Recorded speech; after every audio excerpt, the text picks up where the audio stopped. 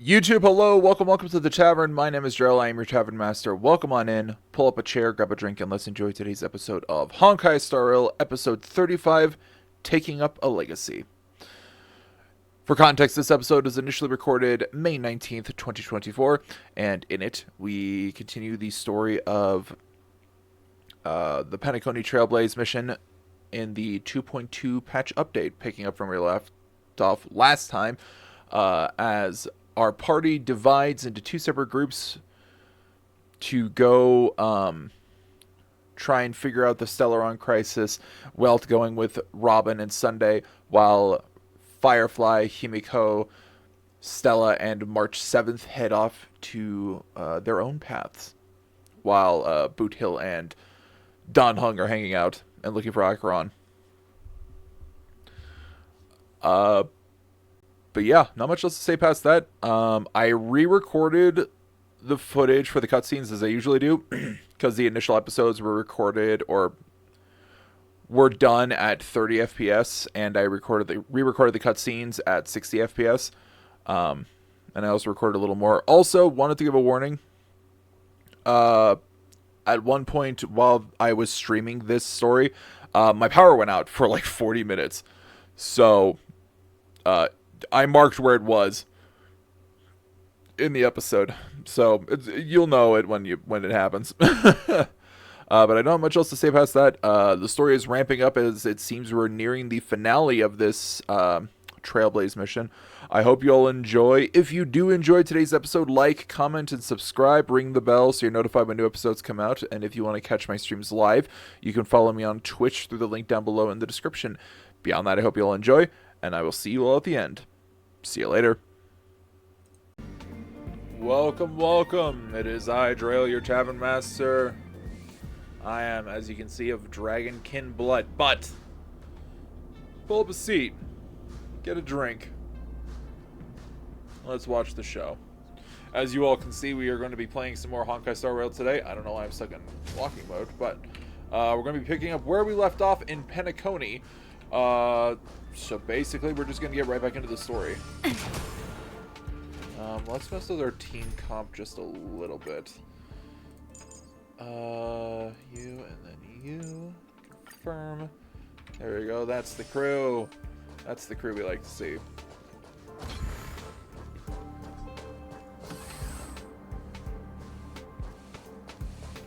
So, let's go.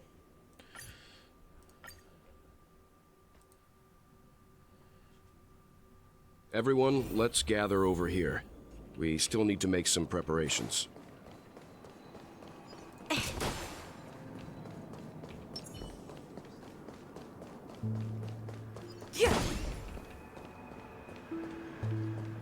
Alright.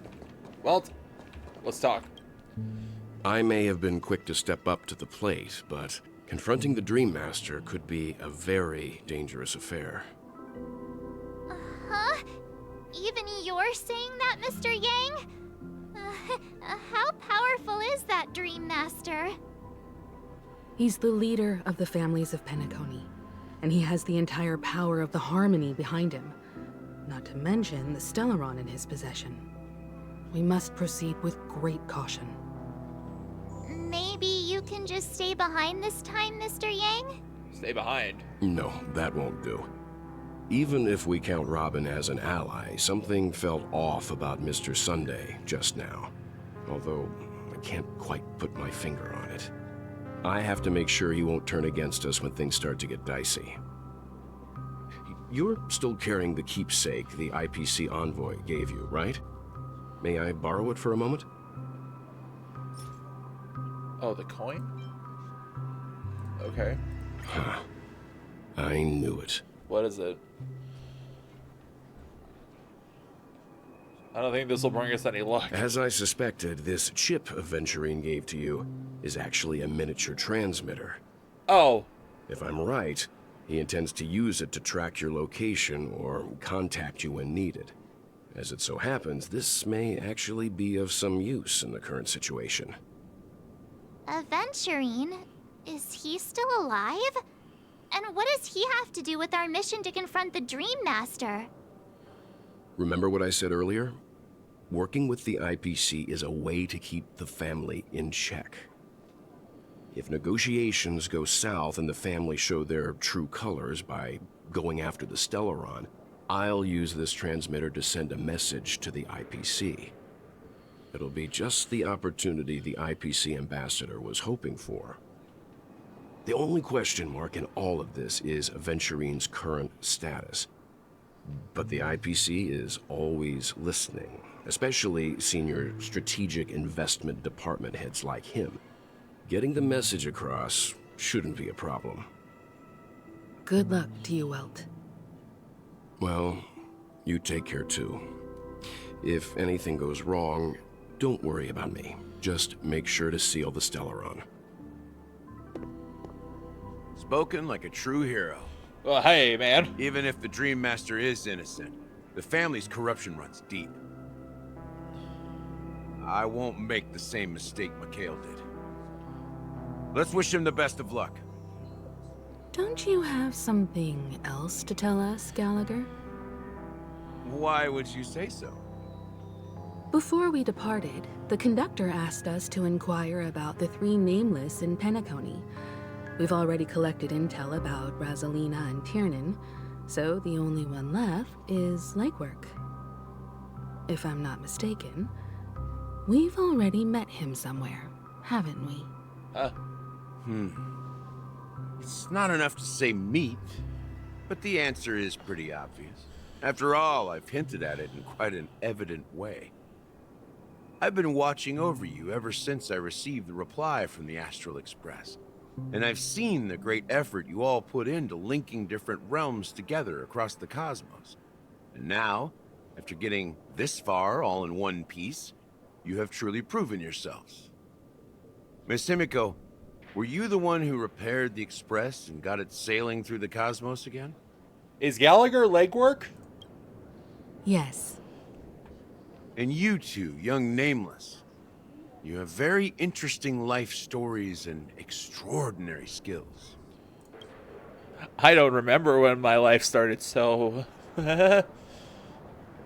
Of course my reputation precedes me. Believe in the galactic baseballer's supremacy. I don't know much about my life story, but I do have extraordinary skills. You're full of energy. Please send my regards to the conductor, Pom Pom. Please let them know that their friend had fond memories from his time aboard the Express, which he reminisced on every time he had a good drink.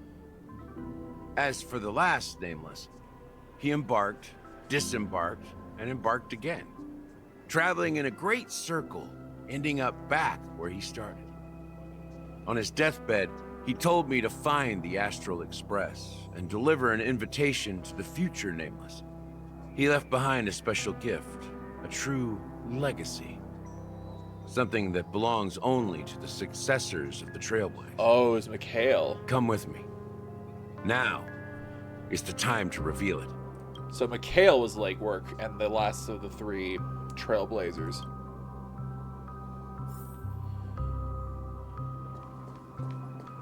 When was Mikhail alive if Gallagher was his lieutenant?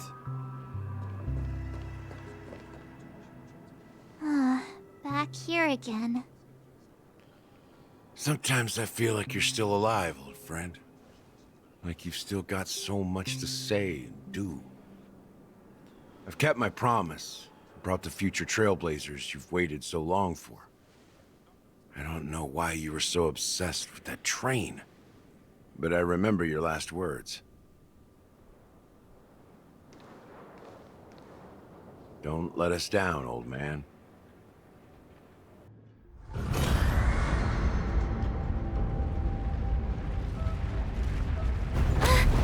What's happening?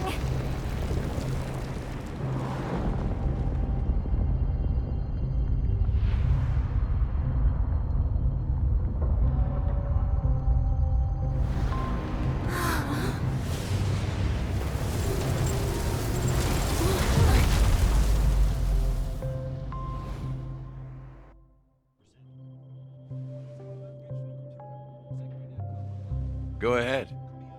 His resting place lies in the garden up ahead. The first and last nameless of Penacony. Mikhail Char Legward, the Watchmaker. Huh. Well, alright then. That was slightly unexpected. So we raised up.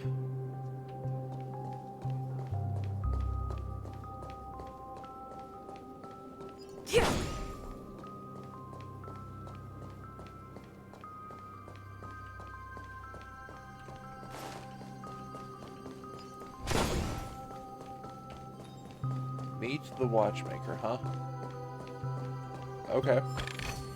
Alright. Alright. Sure.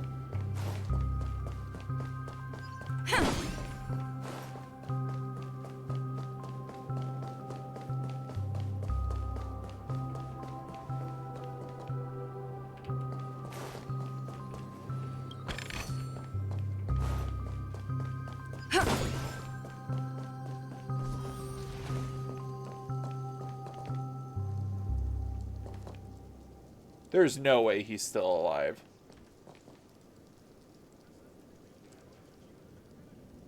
Also, I hear like gentle water. Oh, hey, look, it's one of the watcher birds. No, that's a bloodhound. Oh.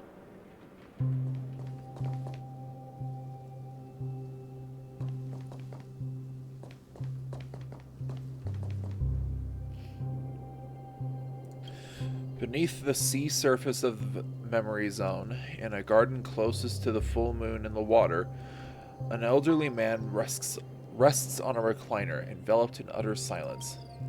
The Watchmaker, Mikhail Char Legwork, has passed into that endless, timeless dream where no sound could ever awake him. Sure enough, the Watchmaker is the third nameless. Even I could guess that one. So that's what he looks like, huh? Wait a minute, that hat looks familiar. Wait a minute. The legacy he left behind was a dream bubble. I believe inside that bubble, there's something that holds meaning only for the nameless. After all, when I checked its contents, I found nothing inside. Maybe some Trailblaze runes? Even more mysterious than me. Well, let's have a look. As the words cease, Himiko nods ever so slightly in your direction. You take a deep breath, steady your mind, and turn your gaze towards the Watchmaker. Touch the dream bubble in Mikhail's hands. You press your hands against the dream bubble, and the thick, viscous memoria converges under strain, then stretches outward from your fingertips. As if weaving a delicate web, it gently cradles your palm. A chill travels from your fingertips, carrying with it a myriad of vibrant and intertwined memories, as the experience would suggest. But this time, you see nothing at all. Try to focus and capture memories. The dream bubble is clearly extraordinary. Perhaps the approach was wrong, you think, holding your breath and closing your eyes. With one knee on the ground, you press your forehead against the thin film coated in memoria. Yet before you, there remains an abyss of darkness. No crimson sun descending upon snow-capped mountains, no gentle laughter, no twinkling stars, no echoes of swords clashings, and most of all, no traces of Trailblaze. There is nothing, and nothing is there. Indubitably, this is but an empty dream bubble. Wait, what's going on? Seriously? There's nothing inside this dream bubble? How could a dream bubble be empty? Just as I suspected. That old man always had this strange belief in the nameless and the Trailblaze. And I never understood where he got that confidence from. Especially since he never managed to get in touch with the Express while he was alive. I could never figure out what was going on in that old man's head. But this empty dream bubble is so typical of him. That mischievous old man. Well, I didn't expect him to leave anything concrete behind anyway. I could never figure out what was going on in that old man's head. But this empty dream bubble is so typical of him. He was always full of weird fantasies and incomprehensible romanticism. Okay. Don't think that's the case, Gallagher. I'm sure Mikhail has left us the most precious thing of all. Don't start getting all philosophical on me, all right? Just as Mikhail believes in the nameless of the future, we unconditionally believe in the nameless of the past. How could they leave with regrets for the future when they were ready to dedicate their lives to the land they loved? There must be something contained in this dream bubble. It's just we haven't figured it out yet. You also have faith in the Watchmaker, don't you, Gallagher? Well, I'm a follower of the Enigmata. My philosophy forbids me to have faith in anything. That's why I understand what faith means in the path of Trailblaze. And I also want to know what he left behind. I'll leave it to you guys then. Can I borrow your pet?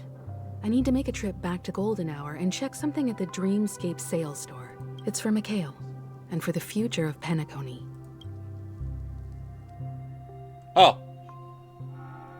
10 hours. Welcome to the Reverie Hotel. How may I help you? Greetings.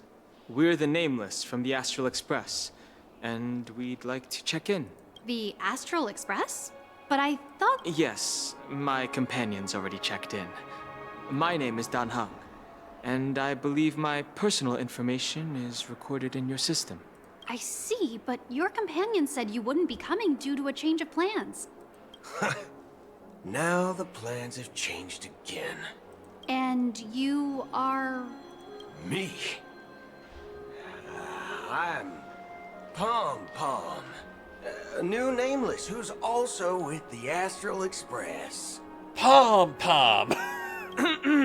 He's my fellow Trailblazer. We responded to the family's invitation before he boarded the Express, so he wasn't registered in your system. Is it possible to accommodate him as well? Oh, I see. Another one of the Nameless had a similar situation. Seems like a lot of people are joining the Trailblaze these days. Since there's a precedent, it shouldn't be a problem. Just give me a second to contact your companions. I'm sorry, dear guests, but it seems I'm unable to reach the other members of the Astral Express. What do you mean by unable to reach them? My apologies. This is the first time I've encountered a situation like this. However, the system indicates that those guests are still in the Dreamscape. How about this? Give me their room number, and we'll go check on them ourselves. I'm afraid that's not possible. I need to verify both of your identities before I can share any guest information. How about you just wake up someone? I'm sorry, but there are strict rules regarding forced awakening. It cannot be done without the proper clearance. So nothing works, huh? What's your solution then? Are you saying we sleep here? At the reception? Please be patient. We need to contact your companions in order to confirm your identities. And now it seems you need to confirm our identities before you can contact our companions. It seems so. Oh, fudge. Look, nothing personal, but if you can't handle this, go find someone else who can, okay? Damn. Please calm down, dear guests. I do recall that Mr. Sunday, the Oak family head, personally handled this issue earlier. Oh, please wait a moment while I contact him. I don't think she's trying to give us a hard time. She really just doesn't know what to do. I have a bad feeling about this. You tried to contact them on the Express earlier, but they didn't respond. Something doesn't seem right. I need to leave for a moment. You can stay here with the receptionist. Sure thing. Just don't keep me waiting forever. Don Hung seems pretty worried about his companions. I should give him some space. Stressing out about it won't help anything. Boot Hill, the Broken Arrow. What? Wait! Did he just eat one of his own bullets? Hold on. I don't... Do that again. Locked and loaded. 3x9 smile.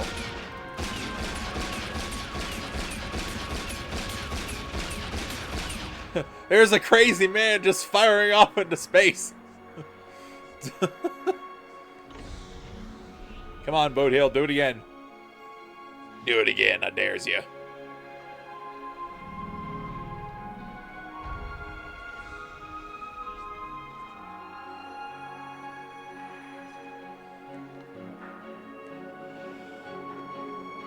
He's mocking me by not doing... Oh, his arm is also got... His arm here also has a gun barrel cylinder.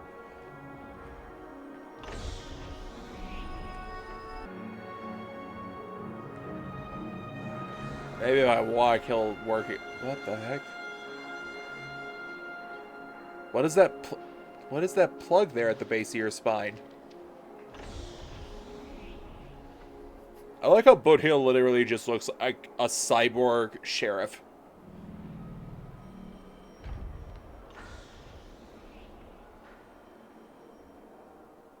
It was a very minor idol. Come on. Do it.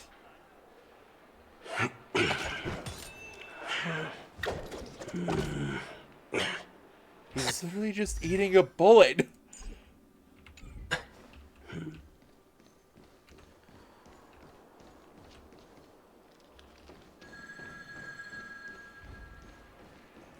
Face recognition. Greetings. I'm Cody of the Bloodhound family, head of security for the hotel. How may I assist you? Hello. So, there's something I wanted to ask about. I've been hearing some unsettling rumors about certain incidents that might affect the Charmony Festival. Do you think there's anything to be worried about? I've traveled all the way from the Hayaii Federation, and I don't want my trip to be ruined. What do you mean? Wait. You haven't heard? I'm not sure where you heard those rumors, but they're completely baseless. I can assure you, as a representative of the Bloodhound family, that everything is going smoothly for the Charmony Festival. At present, all of the families are focused on making sure the festival starts on time. Even the Dream Master himself has arrived. So don't worry, your trip won't be in vain. That's a relief to hear. She doesn't appear to be acting. So, it seems that even the hotel staff are out of the loop. Okay.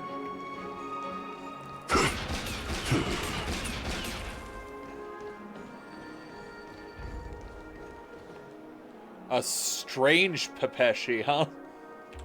Border Star The Princess? Charmony Festival is about to start! I'm so excited! Hey!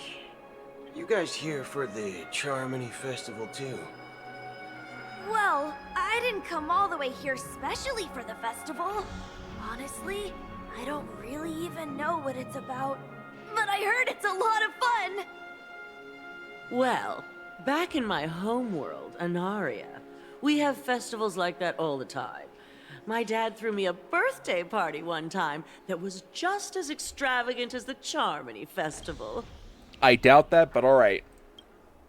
Oh, come on! The Charmony Festival is a once-in-an-Amber Era event! How can a birthday party compare? Well, you never know, right? Maybe on her world, birthdays only happen once in Amber Era. Anyway, let's forget about that. Have you heard about the, unsettling things happening in the dreamscape? Unsettling things? What could possibly go wrong? It better not ruin the Charmony Festival. I've been looking forward to it. Relax. With a big event like this, there's bound to be lots of gossip and rumors. Don't worry. If anything does happen, the family will be on top of it. Oh, that's a relief. I didn't come all this way to see the festival go down the drain. Well, looks like I won't get any fudging clues out of these two. They're clueless. Back already? Hasn't she returned yet? Nope. I'm starting to wonder if sending her to contact Sunday was a good idea. Neither the staff nor the guests seem to know anything about what's happening in the dreamscape, and wherever we go, all we see is people enjoying themselves. Definitely not a good sign. I agree. Another unusual thing is that the Oak family is supposed to be in charge of organizing the council and managing everything inside and outside the dreamscape. I walked around the hotel, but didn't meet a single member of the Oak family on such an important day. Well, I'll be forked. If I remember correctly, the head of the Oak family is that Sunday guy, right? We shouldn't linger here too long. Let's go back to the Express for now. Not so fast. Have you ever robbed VIPC, bro? If you run away now, everyone will be chasing after you. What? When did we rob the IPC? Are you suggesting we sit here and do nothing? I wouldn't say do nothing. But let's stay put for now. Even if the family has ulterior motives, they couldn't have anticipated us showing up here. We're the surprise factor for them. They don't want to attract unwanted attention from certain outsiders, so they won't do anything reckless. See? The IPC lackeys are keeping a close eye on this hotel. If I were a family member, I'd find an official excuse and keep the surprise factors here. If we just wait here, that would be like walking into their trap. Of course, we don't need to walk into their trap. I gave a backup plan to the memo keeper. If it turns out we won't be allowed to enter the dreamscape, she'll order a drink for me in the VIP lounge at the hotel. In reality, A secret signal. that's right. Oh, a concrete object can indeed help the memo keeper establish a connection with you. But Boothill, if you have more backup plans in the future, I hope you'll let me know in advance. I'm sorry, but it's one of my quirks. I have too many unreliable friends. And if I reveal that I have backup plans, things can go awry. And that would leave all backup plans completely useless. How do we get into the VIP lounge? This is where my street smarts come into play. Dennis, I have a question for you. You're the lobby manager, right? Yes, I am. How may I assist you? We're the Nameless from the Astral Express. Yeah, we wanted to check in, but there's something wrong with your system.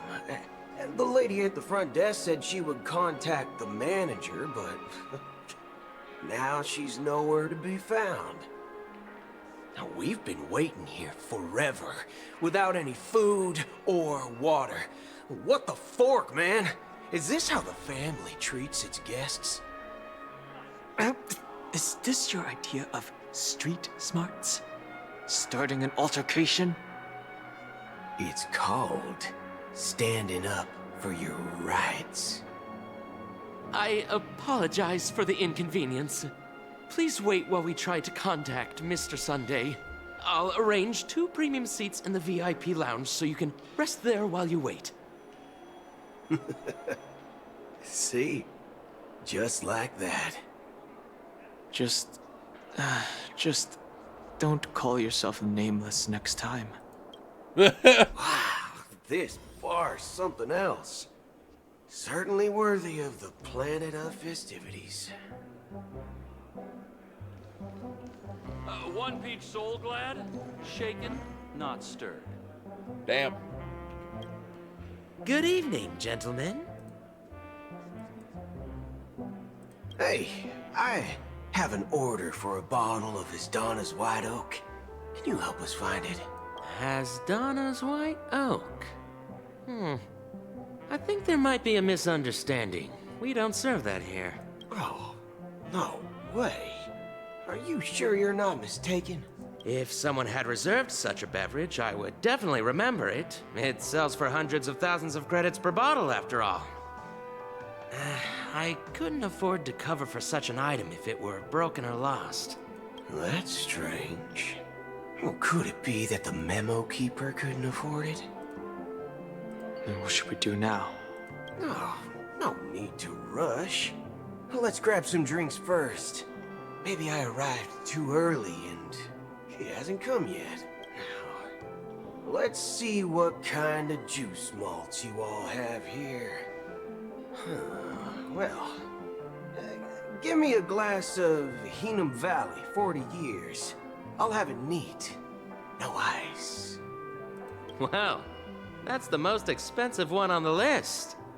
You have a taste for the finer things. I swear to God, if Boot Hill leaves the bill with with Don Hung, I'm gonna be annoyed. It's on the house, anyway. What can I get for you? Anything you recommend is fine. Then I would recommend today's special, Glass Village. It's classic Soul Glad mixed with Laboom juice. It's refreshing and suits your cool demeanor. Just 1 minute. Ah, this flavor. Dynamite barbecue with rocket fuel. Ooh, really hits the spot. Truly the finest sherry cask-aged malt juice in the cosmos. Malt juice. Dynamite barbecue with rocket fuel. Is that really something that humans enjoy? Hey, this guy doesn't know anything at all. As long as you're satisfied, dear guests, please enjoy. Let's give the memo keeper another half-system hour.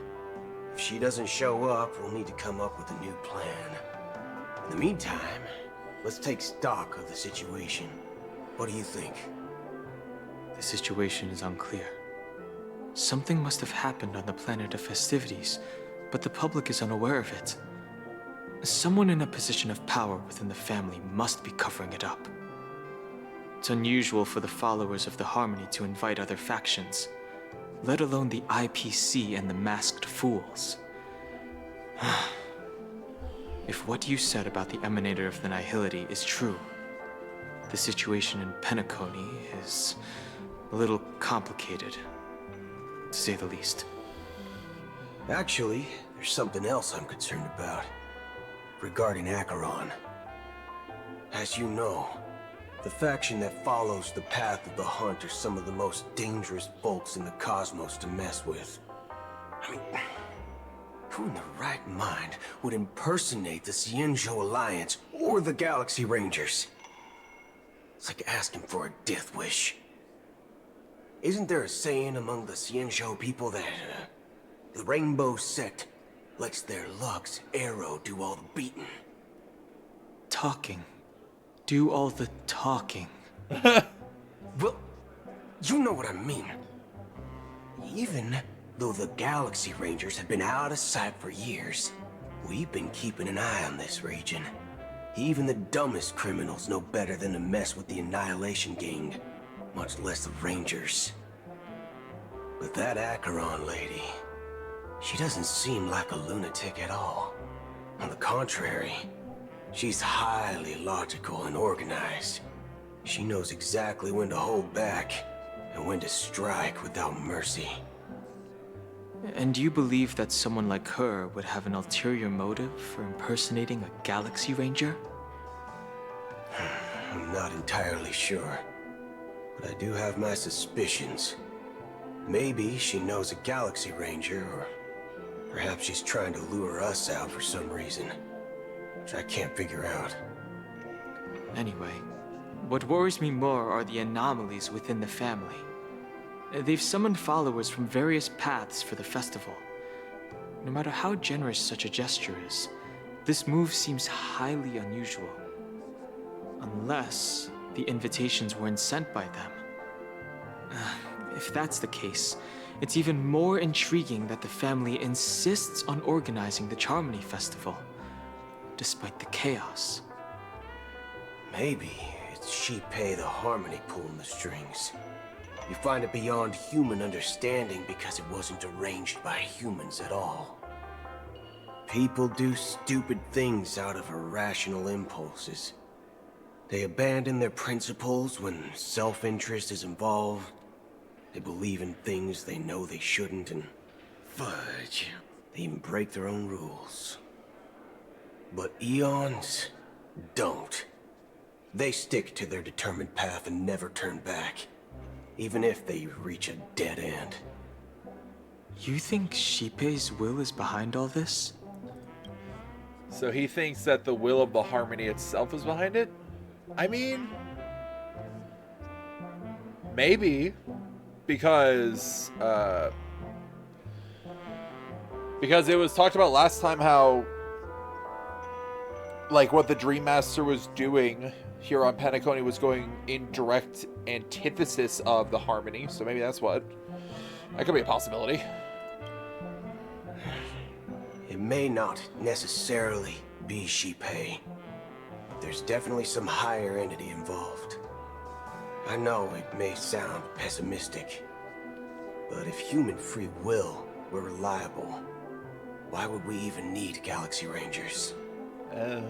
It's much simpler when you boil it down to the eons and paths.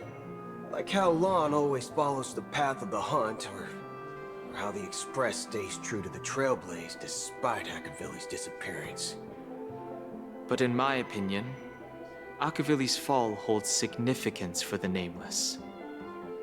Oh, so you're saying the Nameless now have to take responsibility for their own choices because their absolutely right leader is gone? Exactly. I believe the purpose of the journey isn't just about following a path that's always considered absolutely right. It's more about doing your best to choose the right path for yourself among countless possibilities, even with limited insight and judgment. I don't know what you've been through, but I agree that people must take responsibility for their choices, because no one else can do it for them. That's why the Galaxy Rangers need to uncover the imposter and figure out her true intentions. Just in case. I have a backup plan if the Memo Keeper doesn't show up.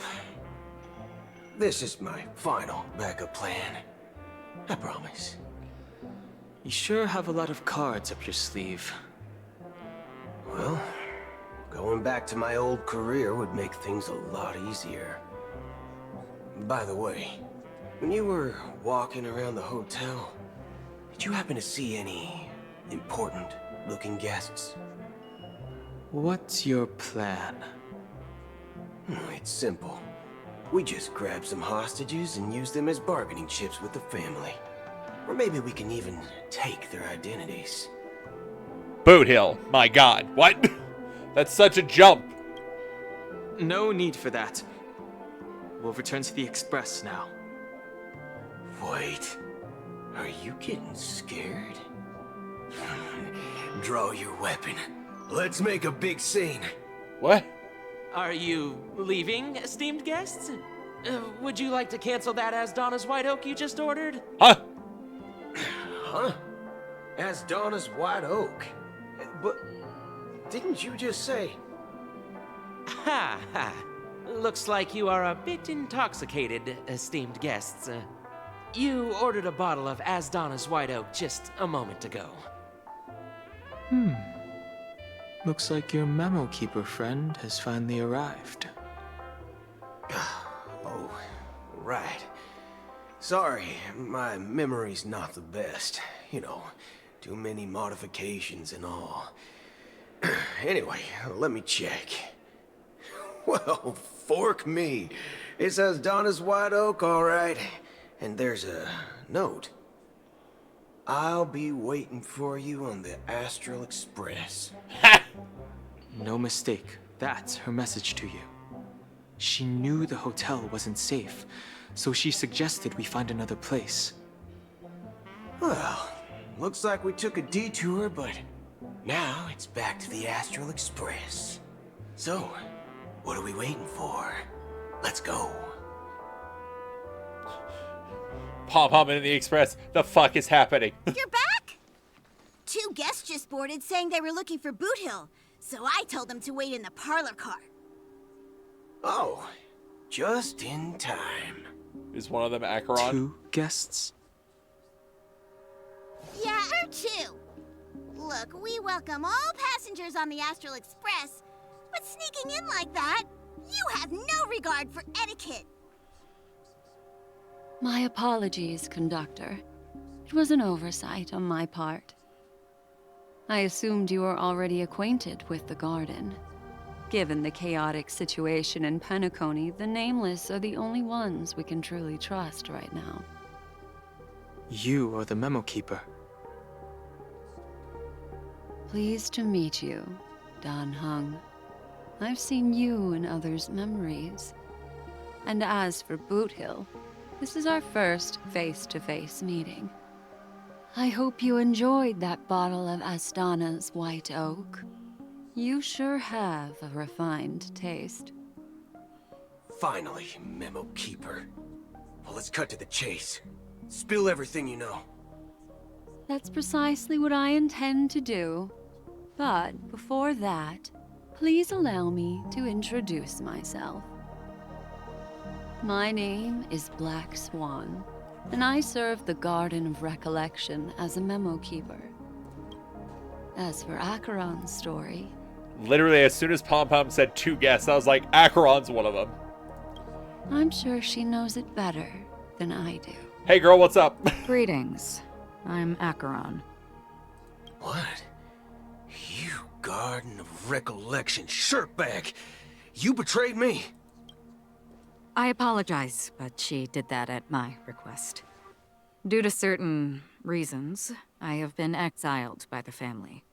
Thankfully, this memo keeper came to my aid and helped me escape their surveillance unnoticed. To be honest, it was more like stalking than helping. And the process was far from unnoticed. But we did escape. I asked her to guide me to a place beyond the family's reach and to contact a few trustworthy individuals. Namely, all of you. Trustworthy? Son of a nice lady. You think I'm dumb or something? How about this? I'll put a few bullet holes in your head and see what secrets spill out. Then, we can talk about trust. It doesn't have to be like that. I'm willing to answer all your questions, but not right now. If my cover hadn't been blown, we might have had more time, but at the moment, we don't have any other options. No other options? What do you mean? This is the only way I can ensure everyone's safety. I kindly request an immediate warp jump out of the Astana star system. What? Acheron, what? This passenger is requesting... As far as I can tell, she's not a threat, and seems to be telling the truth. I've briefly traveled with your companions and know their whereabouts, Dan Hung. Please rest assured, your nameless companions are safe, but they need our help. Wait. As for Boot Hill, you may have guessed. I've been waiting for you. Galaxy Rangers are known for their elusive nature and limited contact with each other. So this was the only way I could reach out to you. Only by doing this can I find a true Galaxy Ranger and fulfill a long-standing promise. to return his relics to their rightful owner. Someone once told me that every rainfall is like a gift from the heavens. A sign. Raindrops are said to be the tears of the gods, shed in response to the sorrows of the world. Their constant pouring is a reminder that the gods haven't abandoned us yet. So, how long has this rain been going on for?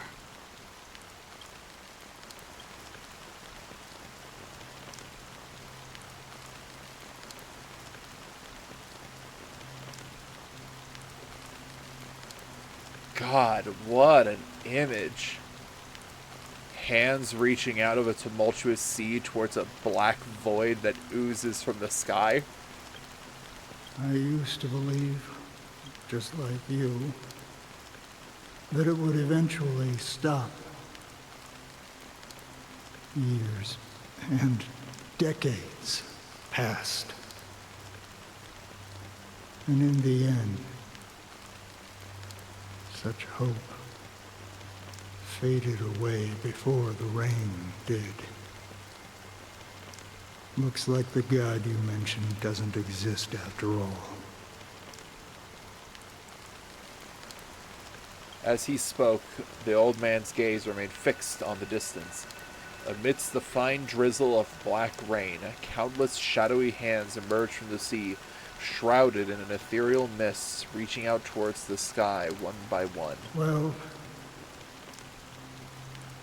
let me share a story with you. Mortals who walk the paths are like sailors on a vast ocean, leaving behind a trail that creates countless ripples of possibilities.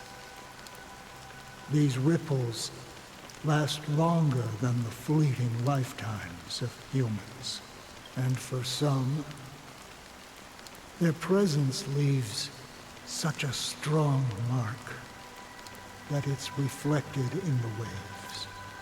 Like those shadows on the ocean. Sin-thirsters, the obsessions of the Pathstriders.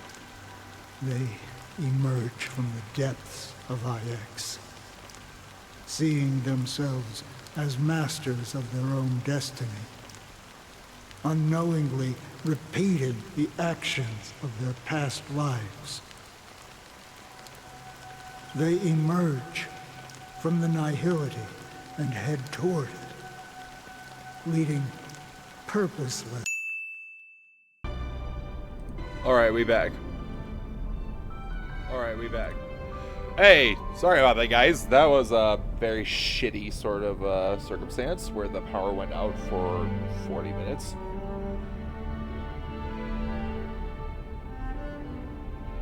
Anyway, welcome back.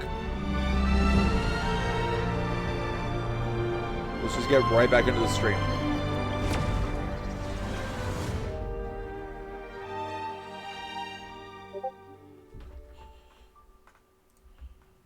How long has this rain been going on for? I used to believe, just like you, that it would eventually stop. Years and decades passed. And in the end, such hope faded away before the rain did. Looks like the god you mentioned doesn't exist after all. Okay. As he spoke, the old man's gaze remained fixed on the distance. Amidst the fine drizzle of black rain, countless shadowy hands emerged from the sea, enshrouded in an ethereal mist, reaching out towards the sky one by one. Well, let me share a story with you. Mortals who walk the paths are like sailors on a vast ocean, leaving behind a trail that creates countless ripples of possibilities. These ripples last longer than the fleeting lifetimes of humans. And for some, their presence leaves such a strong mark that it's reflected in the waves. Like those shadows on the ocean. Sin-thirsters, the obsessions of the Pathstriders, they emerge from the depths of IX, seeing themselves as masters of their own destiny, unknowingly repeating the actions of their past lives. They emerge from the nihility and head toward it, leading purposeless lives. However, these hollow phantoms, they were once my dear companions. A group of Galaxy Rangers. Are you watching over them? Watching over them? No. I'm guiding them toward transcendence. It was a brutal war. A crusade that shook the universe. The universe witnessed the fall of Zulo, the Lord Ravager, but it came at a price. A price so hefty that only those who were there still remember. The unwavering determination of the Hunt followers persists even in death. So someone must guide these lost souls to their life beyond. They were heroes in their time, and they shouldn't be reduced to mere puppets of nihility. As for me, I've suffered too many losses on that battlefield to advance any further. And that makes me the most fitting person to carry out this task. But you know, these sin-thirsters, they're not who they used to be. Does this seem pointless to you? Well, some tasks have to be done, even if they are pointless.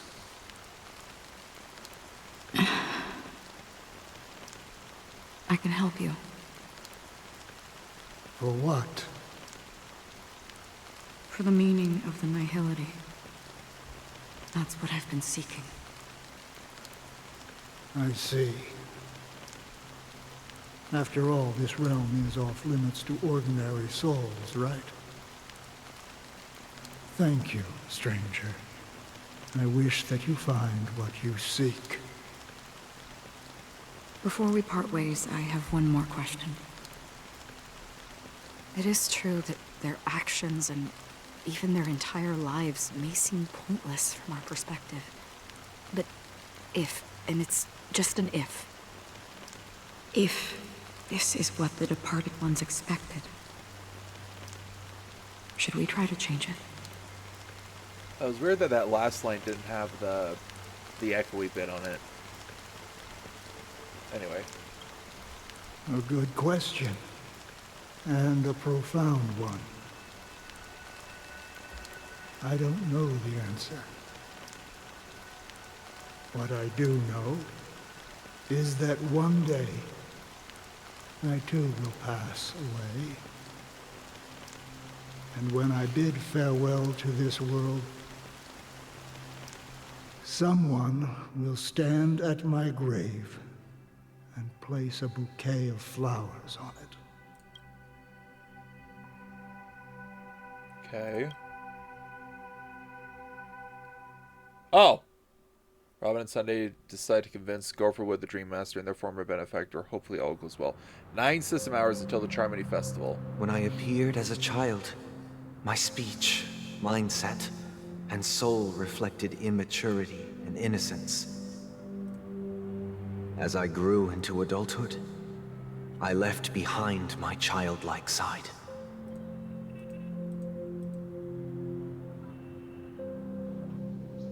I humbly request your blessings, esteemed advocate of Shipe.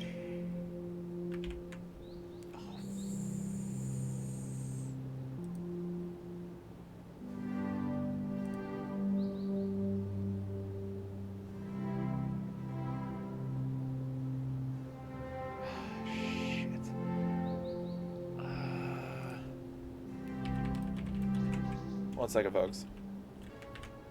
Oh, damn it. That bothers me so much. I might be able to get a screenshot of it later. Come to me, my kinship. I have sought their presence with us. As you wish. I have faithfully served the Alfalfa family for nearly a decade, promoting the path of the harmony to the best of my ability. However, I made a mistake yesterday. While I was preparing dinner for the family head, I accidentally dropped a prepared dish on the floor. Out of laziness, I lied and claimed that everything was ready. Although the head has dismissed me as punishment, it has been tough to sleep with the guilt still gnawing at me, as I worried that the seeds of evilness may have taken root in my soul. So, I confess to you now to seek atonement for my sins.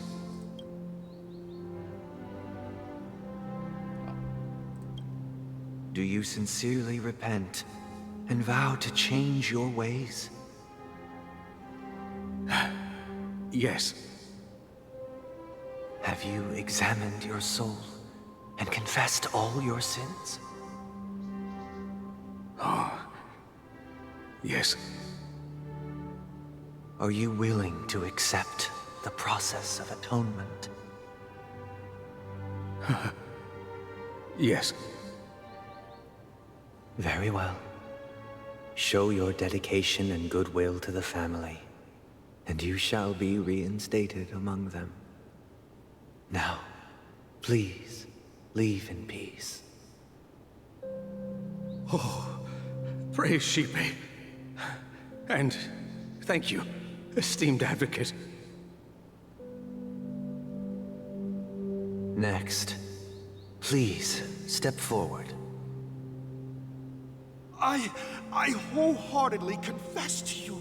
Please, pardon my sins. Rest assured, I have implored their presence to be with us. As long as you are sincere, absolution will be granted. Oh, great. You know, I arrived in Penacony as a stowaway. I sold everything to get a ticket. My house, my land, and my 2 children. You sold your kids for a dream? What the fuck? I see. Please, go on. My children were starving, and I hoped they'd have a chance at survival if they became slaves here. If I can strike it rich here, I'll lift them out of that situation and give them the life they deserve. But the Bloodhound family got wind of it. They're on my tail, hunting me down. I thought I could bring my kids here. It was all my fault. All my fault. The family is ready to forgive all sinners. I'll ask the Bloodhound family to cease their pursuit. You don't need to live in fear anymore. Oh, thank you. Thank you. I'll work my hardest to redeem my children. and make them part of the family. Praise the harmony! Next, please step forward. Hey! Long time no see, Mr. Sunday.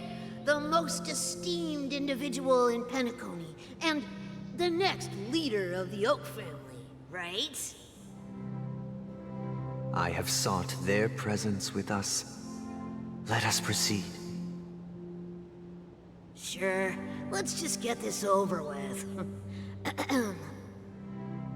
I have sinned, please forgive me.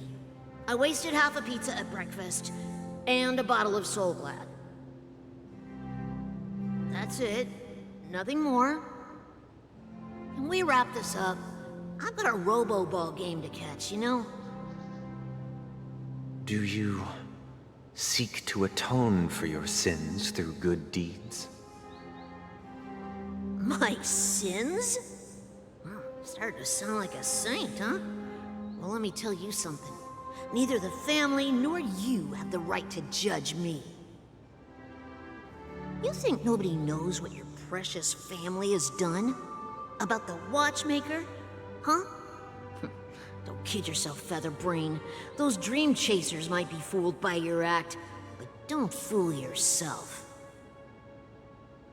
Before you start spouting off your holy verses, answer me this. Where does the power of the Oak family come from? And your power? What makes you think you can sit there all high and mighty, looking down on everyone else? Well, I've spent enough time in confession today to enter the Harmony's paradise, right? Then I'll take my leave.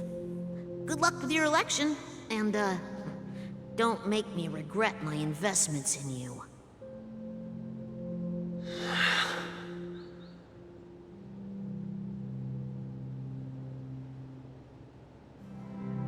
Oh, revered triple-faced soul, hear my doubts. Who can judge the strong when their power hides their crimes? Who can vouch for the weak when they will pay any price to survive? Who can comfort the purest souls when even they get led astray? If the strong defending the weak is truly the foundation of paradise, then who is responsible for the suffering and anguish in this wretched world?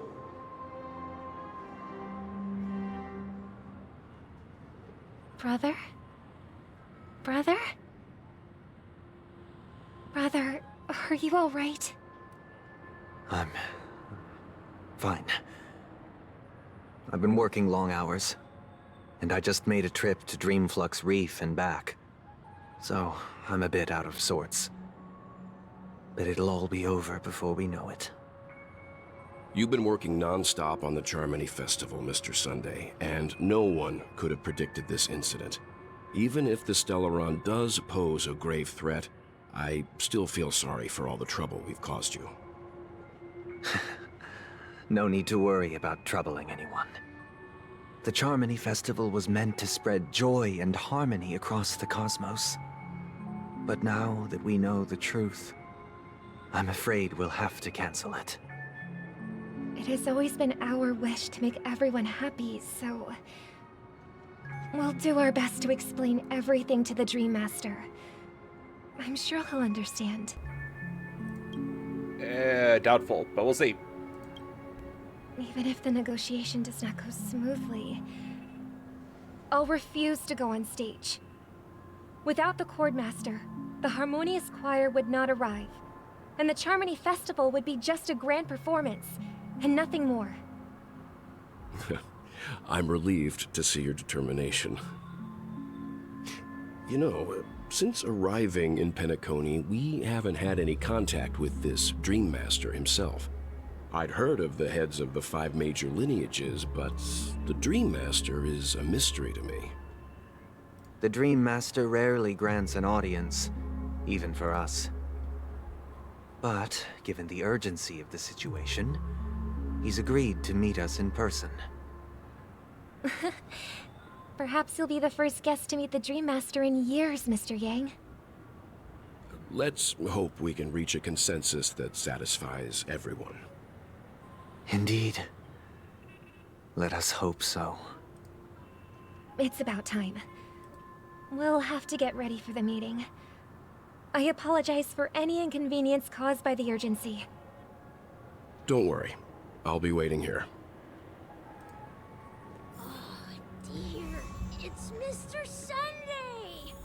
Hey, come over here! Looks like someone needs help. Let's go check it out. Thank you for everything you've done. I'll be waiting here. Send the bird. My bird didn't reach him. Send another one. Right there. He's dead. Okay. Hello, Pesci. Oh, Mr. Sunday. Hey there! Okay, see the moon in the sky? It's about the size of the cap on my Soul Glad bottle. If I just reached out my hand, I could grab the moon, couldn't I? The moon? You mean the Grand Theater? Yeah. Look at me. I've been away from home for too long. I must be missing that moon. But it's no big deal. The Grand Theater here looks much better than the moon back home. It's just magnificent. They told me not to sell everything I had just to come to Penacony. How short-sighted. Selling everything you had? Why would you go to such lengths? Why? Can't you see? Life back home is miserable. It's not really living at all. It's better to be here at Penacony. No pain, no worries about tomorrow, just sweet dreams. You can do whatever you want. That's what I call living. Yeah, now this is the life. Is this truly living? Huh? What did you say, young lady? I didn't quite catch that. Oh, it's nothing, sir. You see, the traffic on Glock's Avenue can be dangerous. How about I ask a Bloodhound family member to escort you to Ideen Park over there, so you can continue enjoying your sweet dream? Oh, yeah, that's a great idea. Wow, no wonder you were the leader of this sweet dream. You're totally a lifesaver. See you around, Mr. Sunday, and it was nice chatting with you.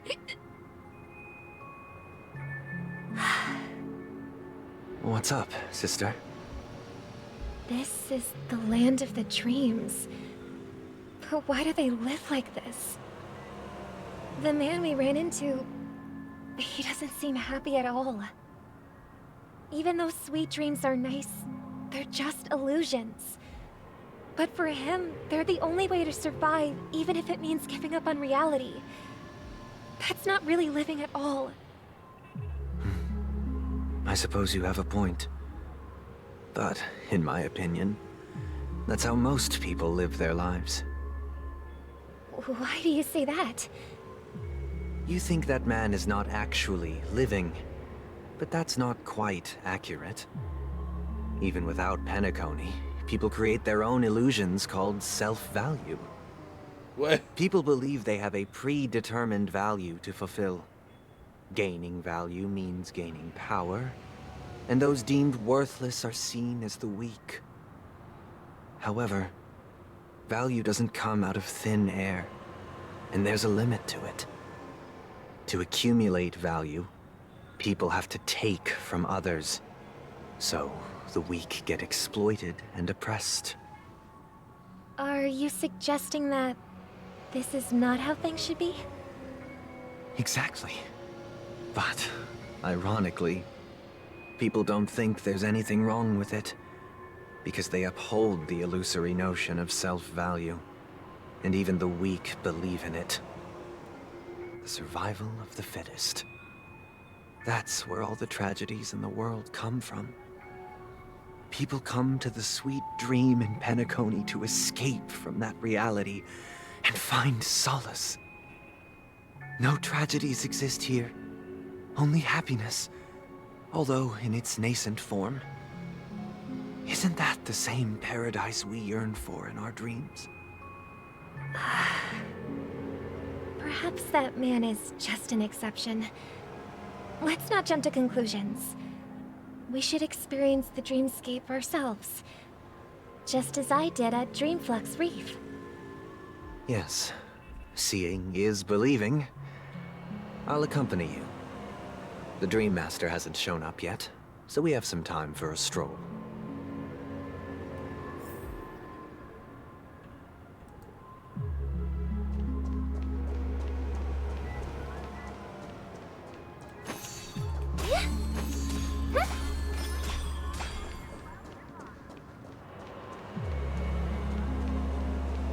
I wonder if exercising in dreams.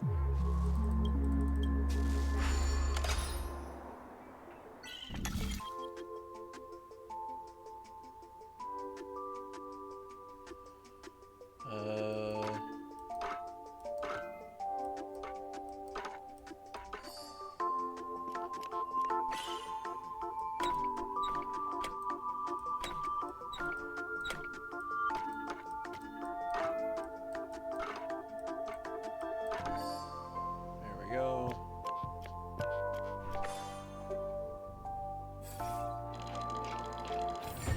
I don't know how I missed this guy for so long, but hey, we got him. Let's see. Over here. Glad to meet you again, Robin. How are the preparations for the Charmony Festival coming along? We're all so excited about it. It's going smoothly. Thanks for making the trip to join the festival. You're too kind, Robin. It's a pleasure to have guests from all over the universe celebrating day and night. I can't stand being lonely or bored, so this jubilant dreamscape is perfect for me. But if this went on forever, would it get boring too? Nah, not at all. Who would get tired of having so much fun? Every day, you get to wear fancy clothes, explore all sorts of dream bubbles, indulge in delicious food without gaining weight, and you never get old or sick.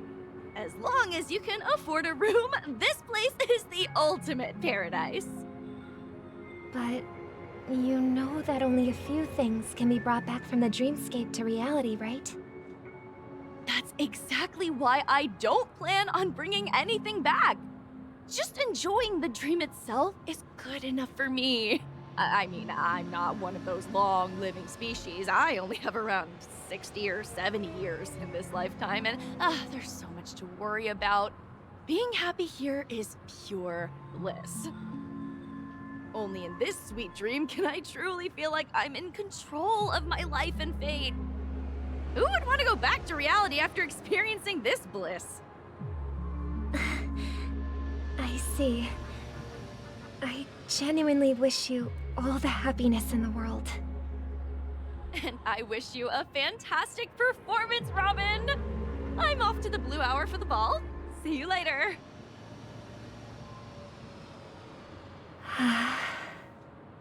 Seems like that guest's perspective didn't resonate with you either. She had a valid point. I could sense her genuine happiness. It's just that... What you're trying to say is, she thinks she's in control of her life. But in reality, she's just escaping from reality and seeking solace in this sweet dream. Once she steps out of this sanctuary, everything will be lost. Well, she did make mention of being able to afford a room. Didn't she? However, the paradise in our dreams, it doesn't have to end. No. And the paradise we yearn for shouldn't be just a fleeting dream either.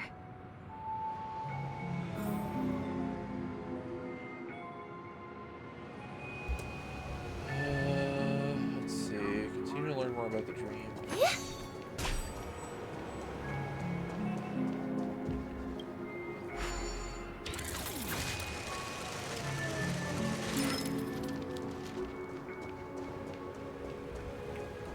Damn it.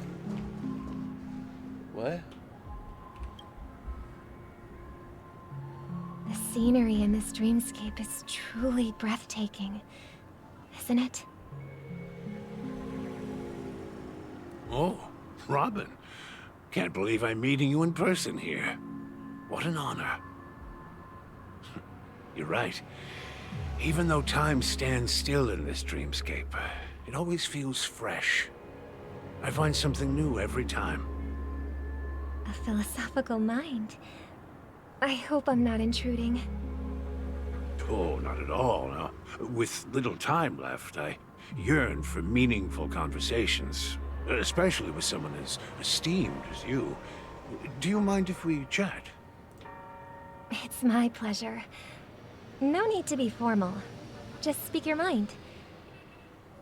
You said, with little time left. Please, forgive me for being blunt. But is that why you came to Penacony? Yeah. I was part of a war, and while escaping from the Sarkosian mothership, I got exposed to some radioactive materials. And then, all my comrades died, and my hometown was wiped out by neutron bombardments. I couldn't bear to live with everything I knew gone.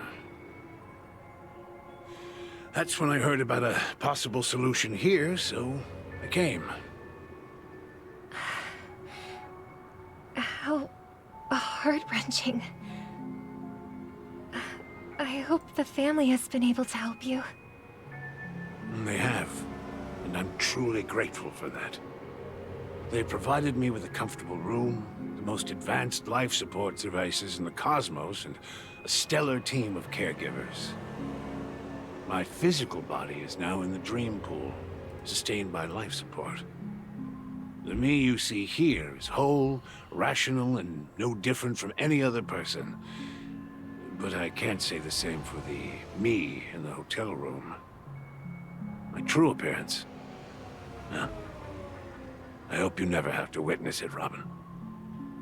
So, you'll be living forever in this dreamscape, right? Just being able to live at all is good enough for me. Whether it's in this dreamscape or not, well, I don't really have much say in the matter. My world has been torn apart, and my life could end any second. So, even if this whole place is an illusion, it's still my paradise, and I'll treasure every moment I spend here.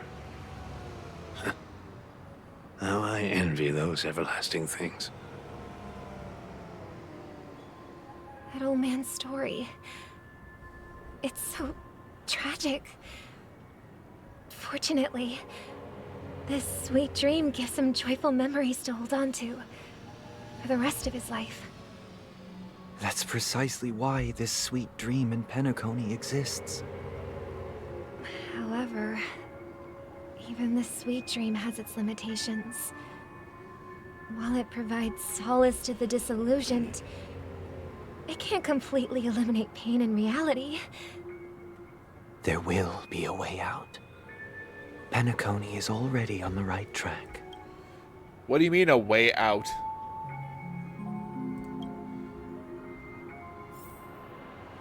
What?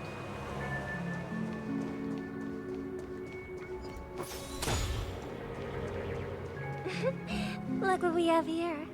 A lovely young lady. Hey, Sparkle. Wait, is that me?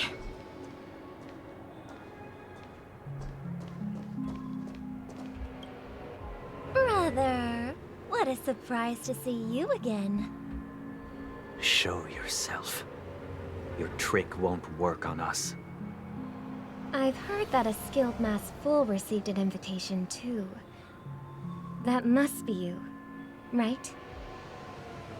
Did you enjoy yourself? Barely. The people here are way too gullible. A little bait is all it takes for them to bite. And they run away at the slightest hint of danger. In other words, they're naive and cowardly. Now that you've had your fill, it'd be wise to leave before it's too late. The music of the Harmony doesn't tolerate discord. What? Now that you have the real Robin, I'm useless? Oh, how disheartening. I've done so much for the family. You should be thanking me, because if it weren't for me cleaning up this mess, Penacony would still be in shambles. Don't you think? That was a personal request from the head of the Iris family, and it has nothing to do with us. Step aside and stop causing trouble for the Charmony Festival. The Charmony Festival? You think you can scare me? You think I have no idea what you're planning? I don't care what you're thinking, chicken wing boy. But I'm pretty sure our lovely Robin won't be appearing on stage. After all, you're well aware of what a sorry state this dreamscape is in under the banner of Harmony. Penacony, the land of the dreams. Is this truly the paradise you desire? Stop it. What's the rush, chicken wing boy? Did I get to you? Our paradise is none of your concern, masked fool. Leave now, or the family won't tolerate you anymore. All right. I'll go. But Robin, I suggest you seriously consider this. Do you really believe those living in dreams can escape pain and find true happiness? Well, I've done my part, and now I'm simply waiting for the fireworks to begin. Here, the last 2 gifts for both of you. And don't lose them. If by some unfortunate chance the Charmony Festival starts against all odds, remember to use them during the show. And it'll be thrilling. Bang! I heard a raven cawing in the distance.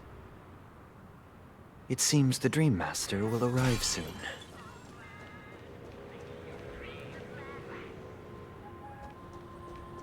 Let the show begin. I prepare. Let's wait here for the Dream Master to arrive. Okay. By the way, brother, I heard you no longer have a sweet tooth. Back when we were kids, you used to steal my desserts. Seems like a lot has changed during my absence. What exactly happened? Well, someone has to stay awake even in this sweet dream. But that someone doesn't have to be you, or anyone in particular. You're carrying too much on your shoulders, brother. The paradise in our dreams. It shouldn't be like this. Penacony is nothing more than a dream. It can't erase the worries and pain of reality, or bring true happiness. It only offers an escape from reality. Nothing more. Remember the old man we met earlier? Without this dream, he might have completely lost himself. That might be true, but even without Penacony, he could have chosen another path. As far as I know, the Intelligentsia Guild has been promoting their rehabilitation techniques for a long time now. That path may have been more ordinary and challenging, but now he is receiving hospice care in a comatose state, and his fate is sealed. Is Penacony granting these people a future? Or is it taking it away from them? Well, don't forget this. Not everyone really has a future. The future for humanity is like the sky for birds. People mistakenly believe that flight is inherent to birds because they've never witnessed those birds crashing to their death. Do you remember how we took in that little Charmony dove when we were young? Yeah. We took care of it. Provided food and water, groomed its feathers. And later, when I decided to leave Penacony, I opened the cage and set it free. Well, I didn't mention what happened to it in my letters because I didn't want to upset you. Shortly after you left, it crashed to its death right in front of your window. I had surmised as much. I knew you wouldn't have avoided mentioning the bird for no reason. Despite that unfortunate outcome, I still believe it was the right decision. Birds aren't meant to spend their lives in cages. They belong in the sky, even if they can't fly. But here's the thing. If there are birds in this world that can never fly, can we really assert that they belong in the sky? Are you implying that the same goes for humans too? Let's take the Astral Express as an example.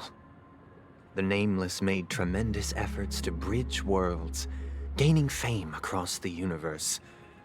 However, only a few extraordinary individuals can endure such a perilous journey. That's because the pursuit of the Trailblaze exceeds the capabilities of ordinary humans. Otherwise, why would this path be filled with broken rails, an abandoned express, and even a fallen Eon? That's just sophistry. If that were true, then only the powerful would have the right to determine the future. Unfortunately, that's exactly what happens. Another name for the future is self-value. While this world has its fair share of heroes who inspire people and garner admiration for their heroic deeds, the majority of ordinary people will never become heroes in their lifetime. Some are born weak and vulnerable. Some find themselves trapped in unfortunate circumstances. Some fall victim to malice and cowardice. When it comes to survival, everyone is equal. And the weak can only watch as their value gets constantly diminished by external forces. That's why we should care for the weak and support them as if their suffering were our own. That's what the Odes of Harmony have always taught us. While the Harmony holds noble aspirations, the strong will always be strong, and the weak will always be weak. Even in this carefree dream. Human nature contains greatness, but it also harbors inherent weaknesses that can't be eradicated. In the end, if people can't even secure their own survival, they won't care about the illusory future of equality. As long as the law of survival of the fittest prevails, there will always be fledglings crashing to their death. But if people don't live for the future, do they merely exist for survival? If even you, my brother, don't believe that the Harmony will save the weak, then which Eon can make our dreams come true?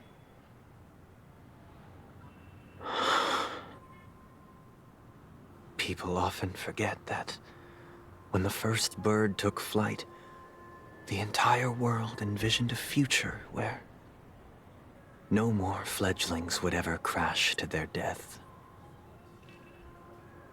Are you reading, sister? What are you reading? Mr. Gopherwood gave me a picture book. It's about the story of the harmonic strings. If I could become a chord master, I'd like to summon Dominicus, the harmonious choir. I want to sing with everyone and spread our wishes so that all can feel happiness and joy. I see. Then I would summon the harmonious choir too. Don't you have a wish of your own, brother? Of course I do. It's just that it includes your wish and everyone else's. I long for a true paradise where everyone can find peace. Then, let's build a stage there and invite everyone to our performance so that both our wishes come true through the power of the harmonious choir. It's a deal then. Yeah, it's a deal. But how can I become a chord master?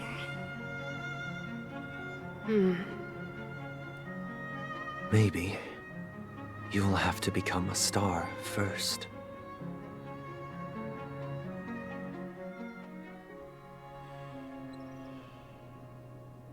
You're back sooner than I thought.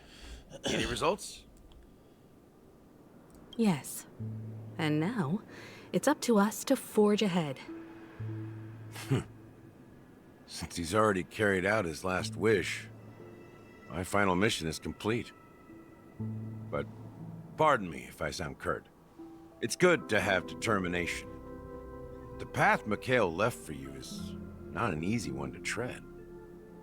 Why else would he have chosen to sleep in solitude, staking everything on some nameless in the future? But you have the numbers, and in numbers comes strength. So that might just delay your inevitable a little more. Got any more encouraging words? As I see it, relying on Welt's negotiations alone is far from enough. Regardless of whether the other party will be compliant, negotiating simply allows us to meet them as equals and won't grant us an upper hand. Penacony is our rival's home turf, and we already have very few chips left to play with. Rather than idly sit around while the family's got us blocked off, an offensive approach might be a wiser course of action. We're more familiar with the Stellaron's properties than most, and since it's the key to stabilizing the sweet dream, it's vital to the family's interests. By attacking their core interests, they're bound to retaliate hastily. And as the saying goes, haste makes waste. That's right. As long as we pose a threat to the Stellaron, either with words or otherwise, we have a chance at gaining the upper hand.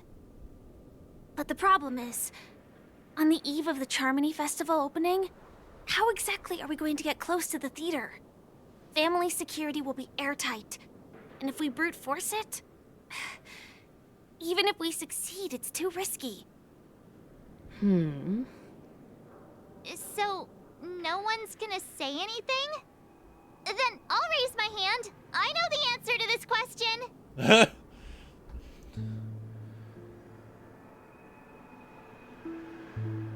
Looks like we have one more ace up our sleeves. Time for the masterstroke. Why are you speaking like the general of the Law Fu? So, I heard that before the Charmony Festival begins, there'll be a pageant to kick off the festival.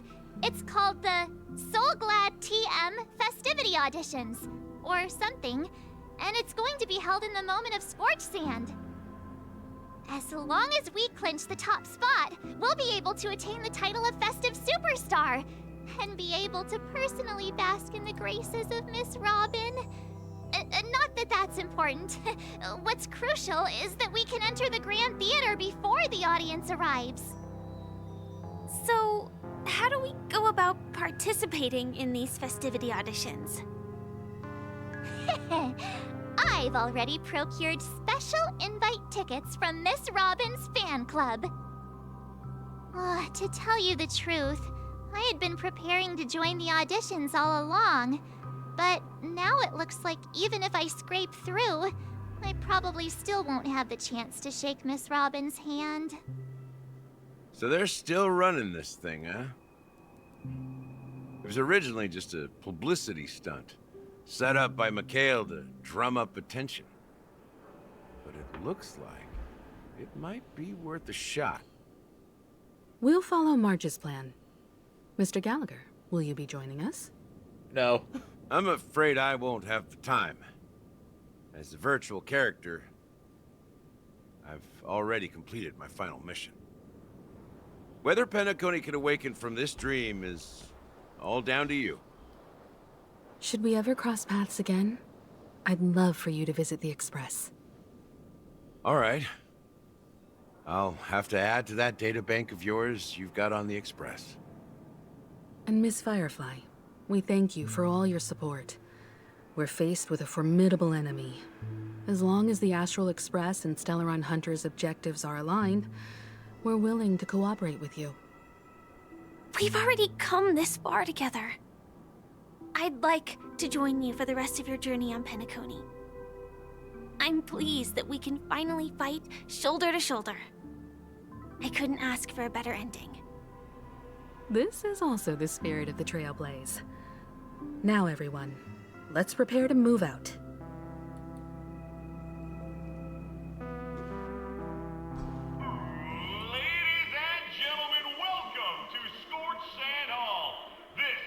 Challengers thrive and dream chasers shine, all under the watchful eye of the entire universe. If you have ambition, dream, and the drive, dear friend, the next superstar of Penacony's Charmony Festival could be you! Oh, wow! They've really outdone themselves! Oh, I'm starting to get excited! Behold, here come 4 friends with spirits high and full of steel. Are you aspiring to be the superstars of the festival? Is he talking about us? Yes, you! There's no doubt about it. I see you have all the potential of a superstar in you. Excuse me, you 4. What are you hoping to get out of all this? As the last group of contestants, how confident are you in overcoming all of the challenges? What? Would you be open to a brief exclusive interview with us? It'll be quick. Underperforming. Your journey is long and fraught with peril, yet under a sky blanketed by banners, you vie for the crown. The sword and rose! Protect the beauty! The beauty, the beauty! Magnificent and majestic! A knight's head is hard as steel. Brother Lance's focus is stubborn as a heel. We don't all have to be winners, but if we don't have fun, we'd all be sinners. People are pouring in. It kind of feels like all sorts of baddies are showing up. Let's get in there quickly and enter the competition. Ladies and gentlemen, please make way. Make way. Coming towards us now is one of Penacony's top 10 wealthiest tycoons and the soul-glad business empire's founder, Mr. Ideen. Allow me to introduce myself. I'm the director of Soulglad's factory, Ideen Lida. My 4 friends, introduce yourselves to the audience across the cosmos. Hello, everybody. I'm Himiko, a nameless from the Astral Express, and these are my companions. Don't you guys need to hide your identities?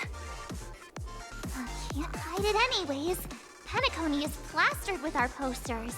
And because the Astral Express is so well known, the family won't dare to make any rash moves.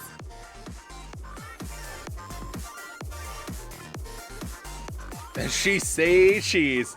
Hello, everyone. I'm hello, everyone.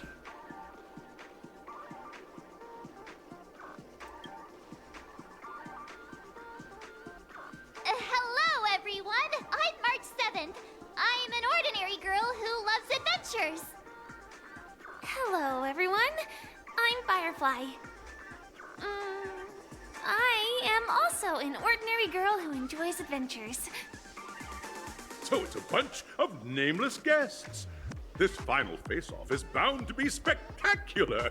Time is precious. My 4 friends, come with me. Grab a bottle of Soul Glad and make your dreams a blast. What?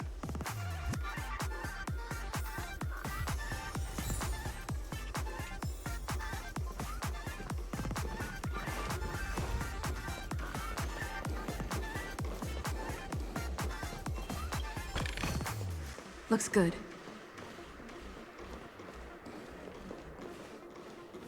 Just walking like here and then just getting my head beat by a screen.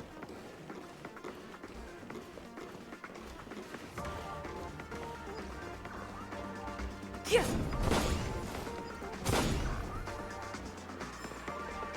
That's a lot of red birds over there.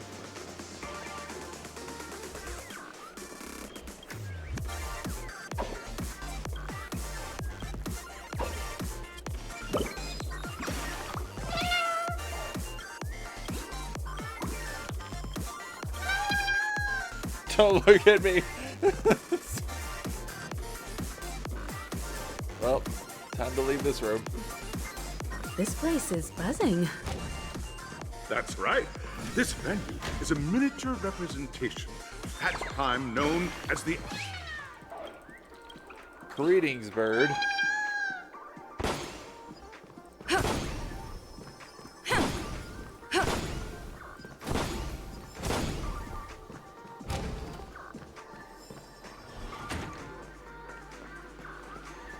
Okay. Grab a bottle of Soul Glad and make your dreams a blast. Nameless, your arrival reminds me of the grand occasion when Penacony was first established. I was still a young, bright-eyed lad back then, lured here by the watchmaker's ads, full of zeal and ready to make my first fortune in life. Once, during a particularly grueling day, I passed out and was resuscitated by a drink from Mr. Sousa. That sweet taste has since been etched in my mind, and that was what drove me to create the Soul Glad that we all know and love today. The dream-chasing era was truly a wondrous time. Oh, I miss those days, and the watchmaker. Scorched Sand Hall is my homage to that time of boundless possibilities. I wholeheartedly hope you make it to the finish and emerge as the next superstars of Penacony. Now then, is there anything you'd like to say before the competition officially begins? Nah, we'd win. That's a meme right there.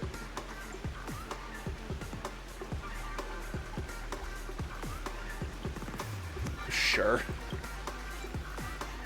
Haha! That's the trailblazing spirit. How about you, Miss March? Hello, everyone! Next up, get ready for the Mega March 7th Adventure, where I'm going to break the speedrun world record! Trailblazing into the uncharted and challenging the limits. That's Miss March 7th for you. How about Miss Firefly? I hope that by the end of this journey, everyone will have achieved the outcome that they hope for. Ah, a wonderful wish! Miss Himiko, what are you expecting from your team? Safety first, everyone. Simple words, but full of warmth.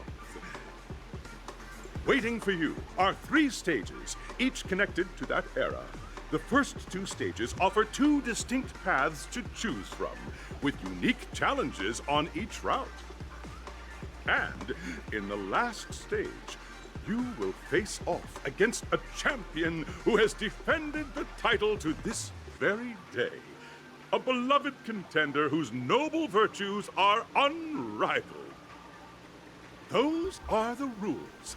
Simple. Everyone clear? Now then, I hereby announce that the 33rd Scorched Sand Festival of the 20th season, sponsored by Soul Glad Enterprises, has started.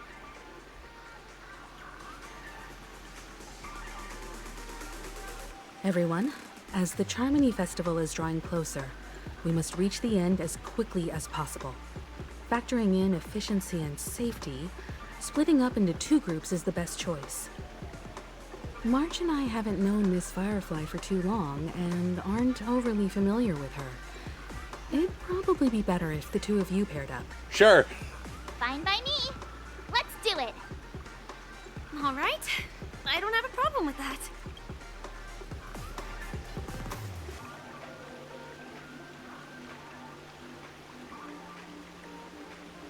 Hold up, has any of you even bothered to ask me for my consent in this?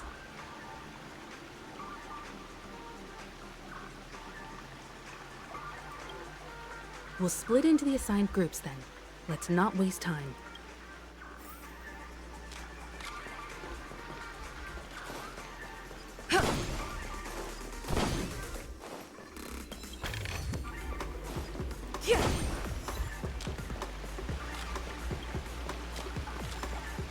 Boss Red. Can I get on this? Damn it.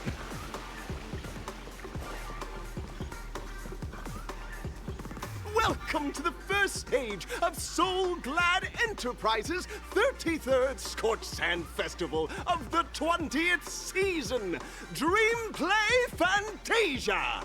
In this stage, you can choose between 2 challenges, the School of Acting or School of Action. In the School of Acting challenge, you have to complete 3 performances from 3 scripts and move the panel judges. In the School of Action challenge, you have to defeat 3 groups of enemies convincingly and reach the end. Now, make your choice.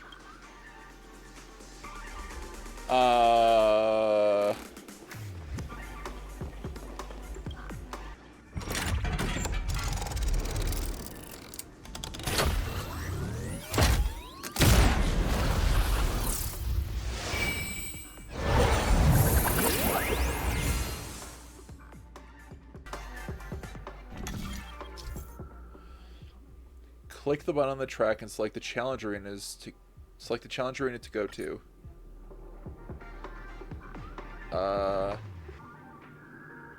I don't know which is which. Okay, there it is. I'm tempted to do acting, I'll be honest. Sure, let's just see what it is. The stage of dreams for those who dare to dream. Welcome to the School of Acting stage. Competitors, allow me to introduce the rules of this challenge to you. There are 3 stages up ahead. On each, you will find an outline of a script.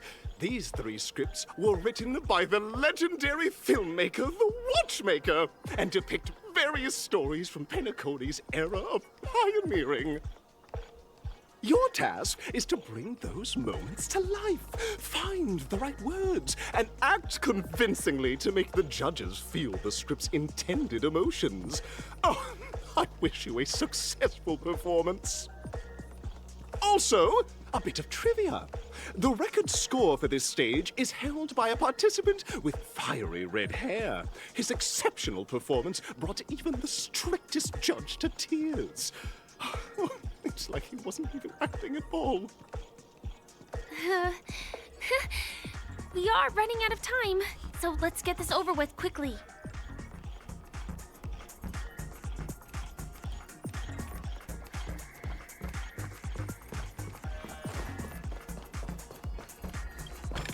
Seabiscuit.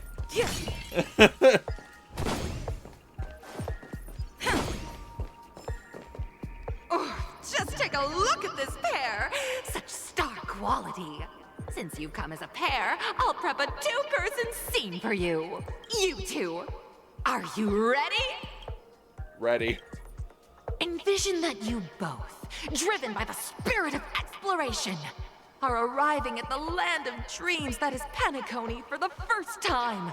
But Instead of lush lands, you find yourselves amidst swirling sands and desolation, far from the paradise the watchmaker described. You're driving an old clunker through the wilderness of the dreamscape, braving the cold wind, choking on the dust, and suddenly, a fierce memory zone meme blocks your path. Now, Miss Greyhair, what line would you deliver to express your disappointment in Penacony?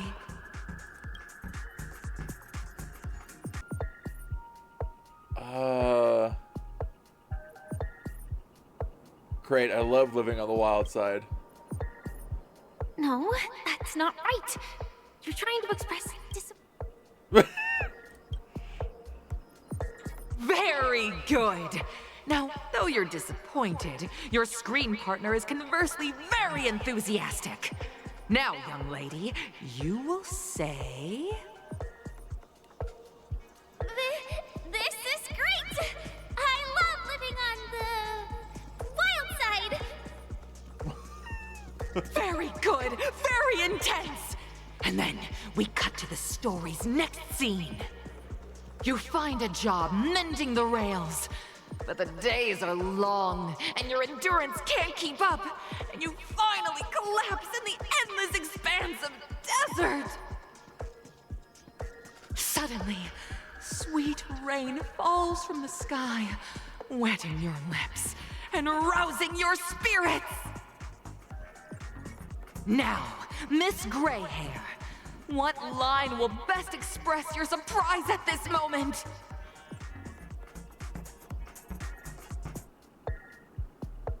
We're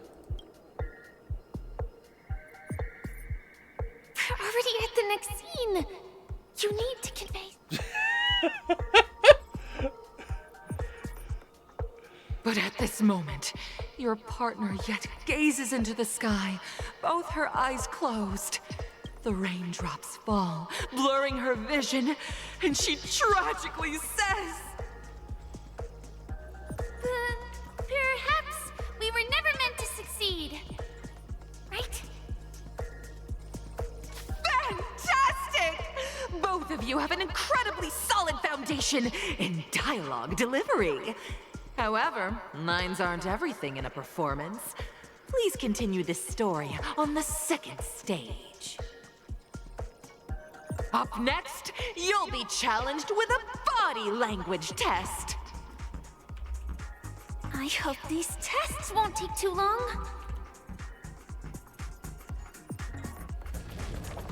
A body language test.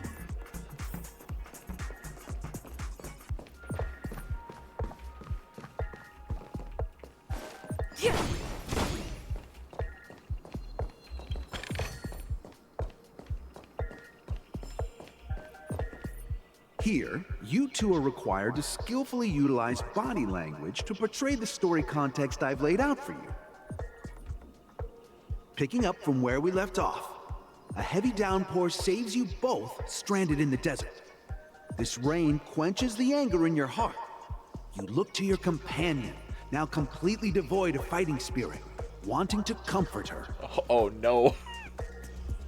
At this moment, what should you do to make her laugh?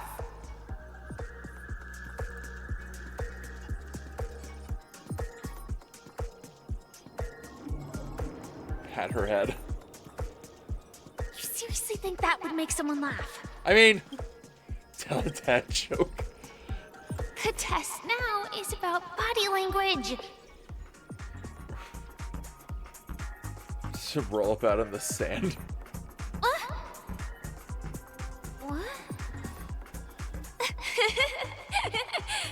What? Right answer. Your companion sees you rolling about in the sand and thinks about the arduous obstacles along this journey. She can't help but let loose a laugh, rekindling hope in her heart. And so this girl... I'm gonna get back on my feet and keep moving forward. A tug at the heartstrings! The story continues to develop.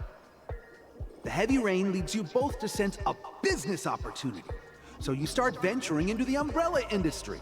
But just as the business begins to pick up, competitors start flooding the market with low-priced goods, squeezing your market share. You have no choice. The goods you stockpiled at high prices have to be sold at a loss. This is a pretty self-destructive move, which drives your business to the brink of bankruptcy. At this moment, what would you, who refuses to admit defeat, decide to do? Let's see.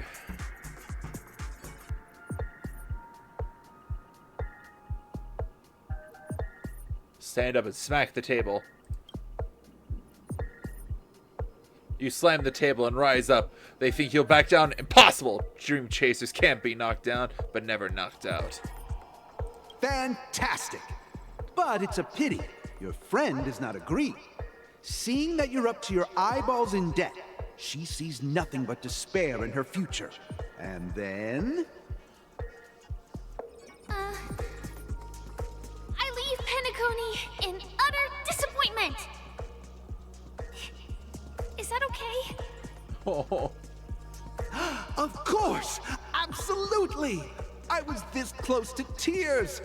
Both of you possess exceptional acting talent!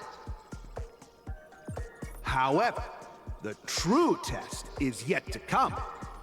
You're about to encounter the harshest judge this show has ever seen. You'll need to rely on perfect performances if you want to win them over. I'm learning the code. I'm seeing it now. My thumb really hurts.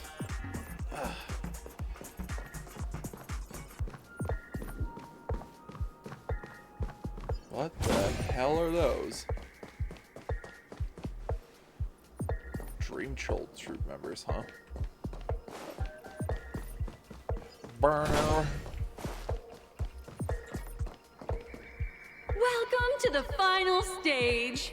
Actually, all the scenarios that you previously encountered were all from the film Once Upon a Time in Dreams. Two companions arrive on Penacony with nothing but a dream. Their desire for achievement is met with continuous setbacks.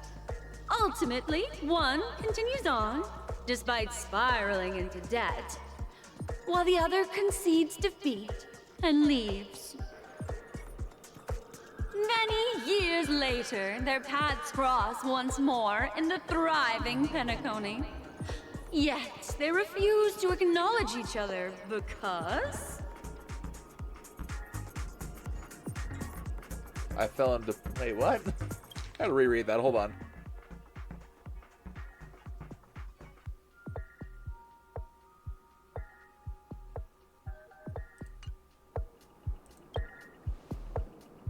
Against the backdrop of a revitalized Penacony, the joy of reunion mixes with the sorrow of past separation, the awkwardness of being strangers, and the shyness of a long-awaited encounter, all converging at this very moment. Give it a shot. Try and convey this bittersweet scene to me. Bring it to life with precise and emotive acting.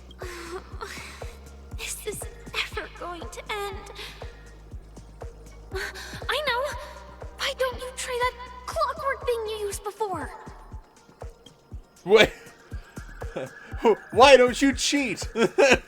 Your performance is far from...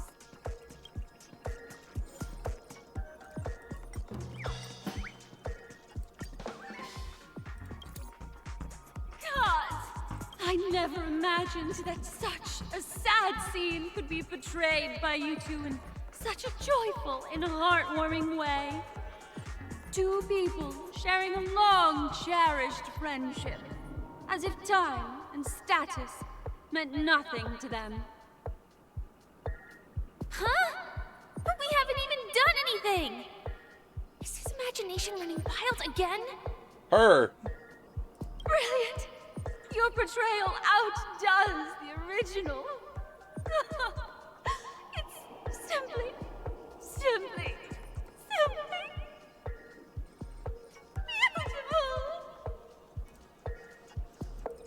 We have passed the test. We ought to hurry up. Stellaron is at stake. Hold on, let me get my loot. Can I fight these guys? Why though? Stream forth, gleam of old. What? What's the purpose?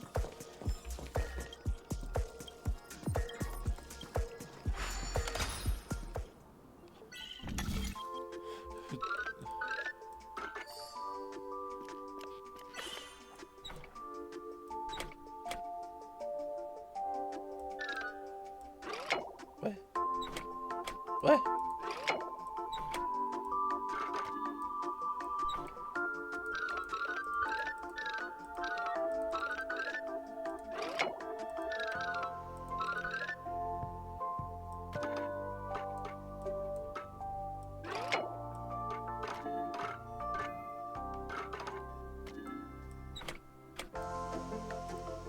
Right there.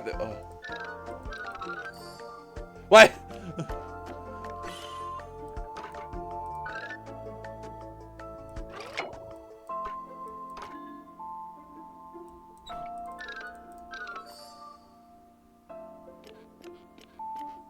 It's a face. Right there.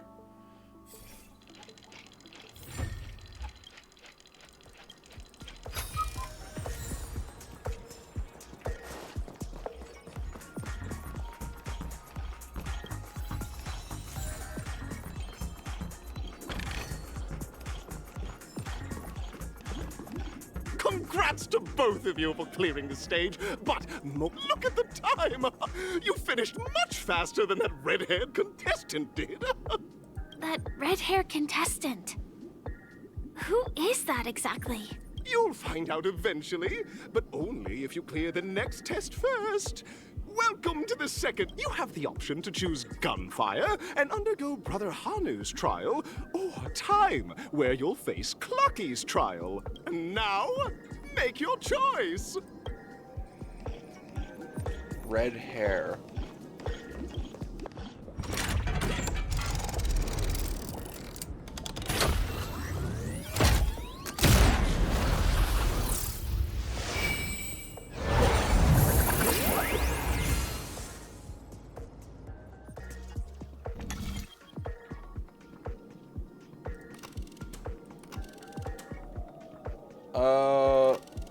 Let's try time, I guess?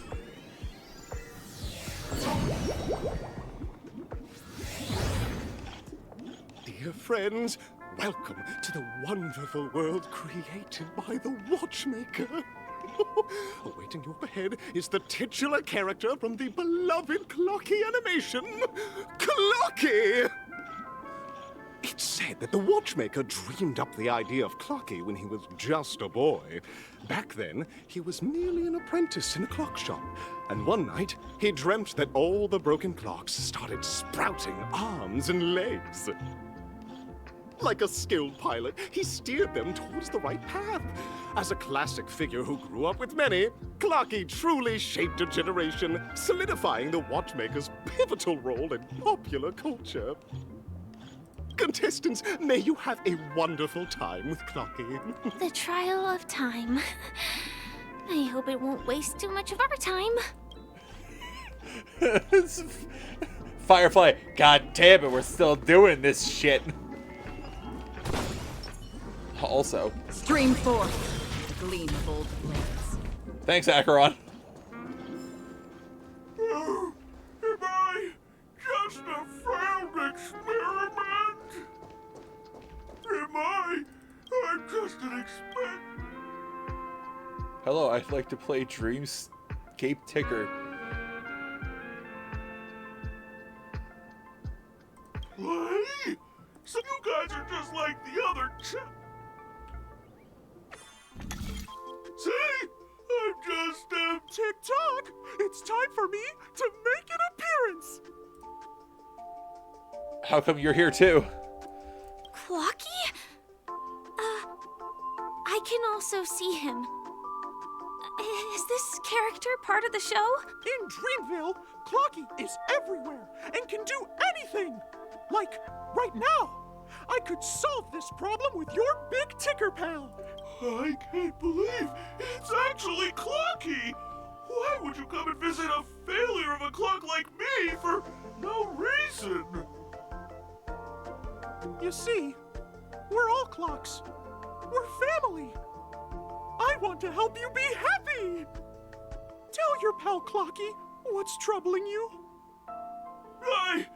I came across a startling revelation yesterday. Apparently, Dreamscape Ticker isn't the same as Clocky at all. It's just a discarded prototype from Clocky's early development. Please, just leave me be, Clocky.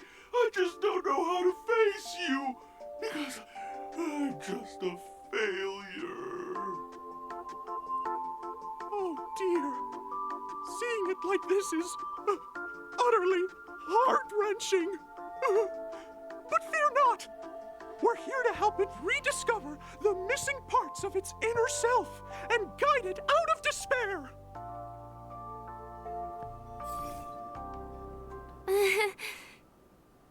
I guess even troop members can experience existential crises. Don't worry, miss. I've already pinpointed its missing parts. How am I supposed to pull this out?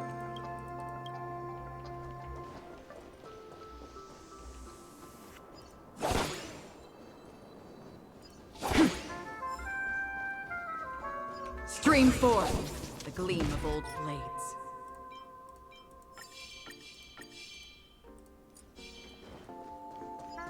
This must be one of the missing parts that Big Ticker needs. That's we're here.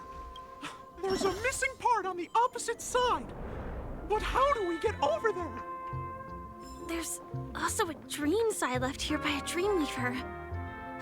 We're running out of time. We'll have to use it if necessary.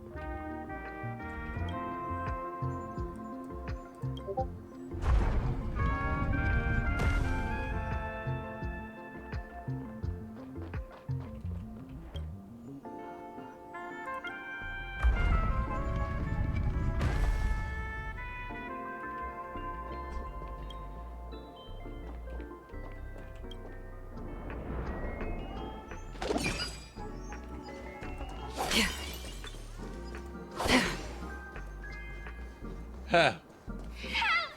Help! Tweet! Help! Help! Help! Tweet! This man's body is boiling hot! Tweet! What? Is anyone there? Tweet! I can't take it anymore! Tweet! Oh dear! It's an origami bird! What's it doing in Beyond Overcooked's tail? Is that Clocky? Tweet! Please save me! Tweet! I'm being roasted alive! Tweet! A roasted bird? Oh, this is horrible! Let's save it, quickly!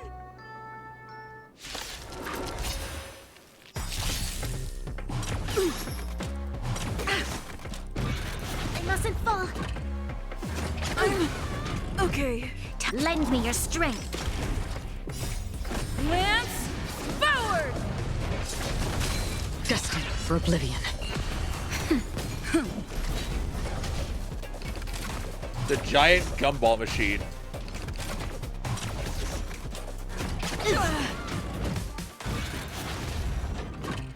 Nap time. Lend me your strength. On the still waters of oblivion, I weep for the departed. It too shall fall.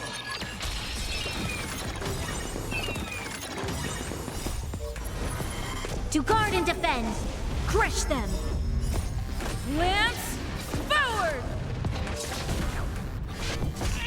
Just the amount of like, fuck you to this robot Lend Rex. me your strength. Destined God, for oblivion. 625 damage. Not a scratch. Hurts my soul. On the still waters of oblivion. I know she's not supposed to like have a ton of damage at her disposal, but still, just like 625 damage from Tasha hurts. Especially since I know in Honkai Impact 3rd, she's an assassin. Crush them. Lance, forward! Destined for oblivion. Nap time. Lend me your strength. On the still waters of oblivion. Again. To guard and defend. Crush them. Nap time. Destined for oblivion.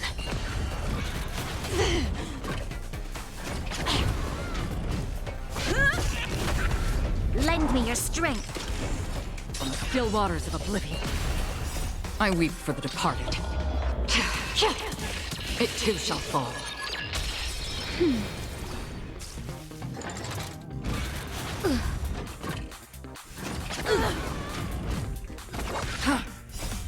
Lance, forward!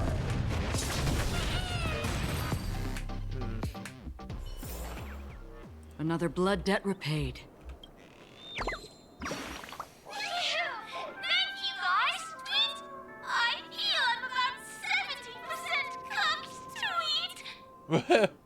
Thank goodness you're okay. But why did you burrow yourself into that fella's tail? Because that fella stole one of Mr. Big Ticker's pots. Tweet.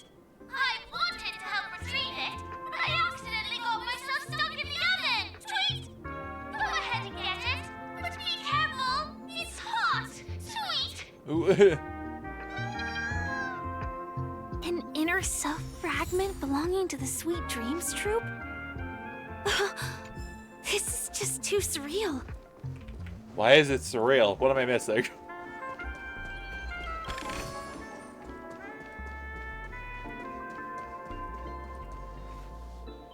Okay, that's an end there.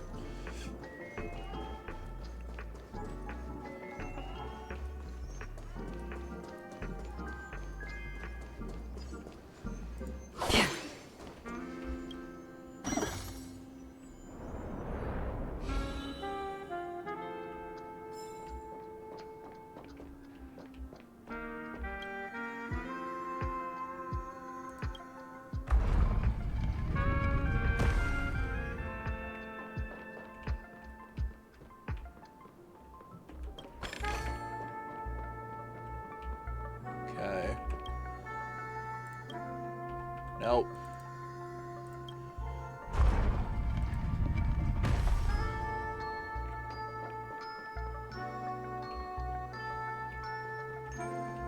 There we go.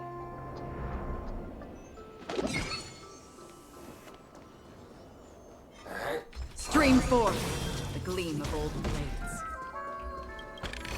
Once again, thank you, Acheron.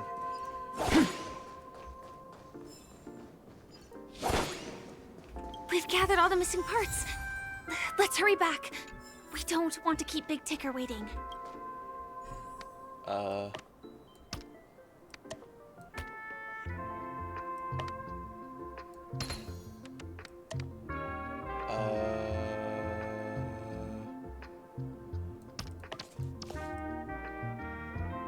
that's certainly not it.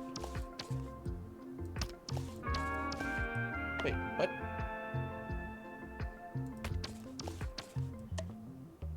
What?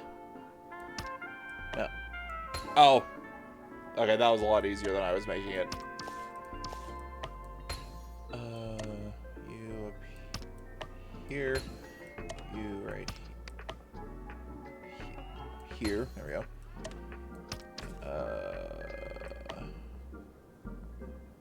Here? Yep. Here. Here? There. There. There. There. And there.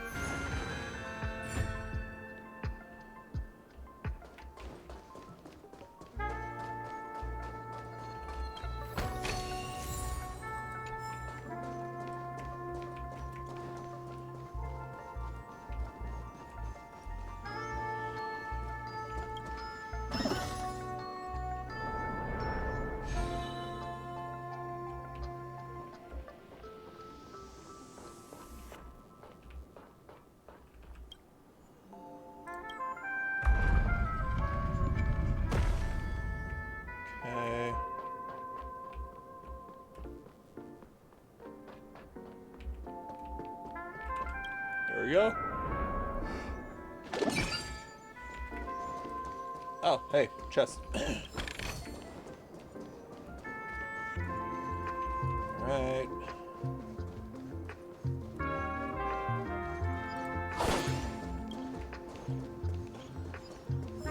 Stream forth, gleam of old blades. A formidable foe. Yep, totally.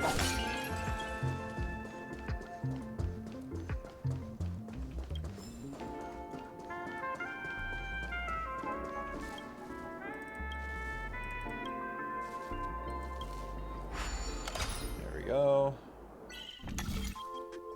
Where are you going?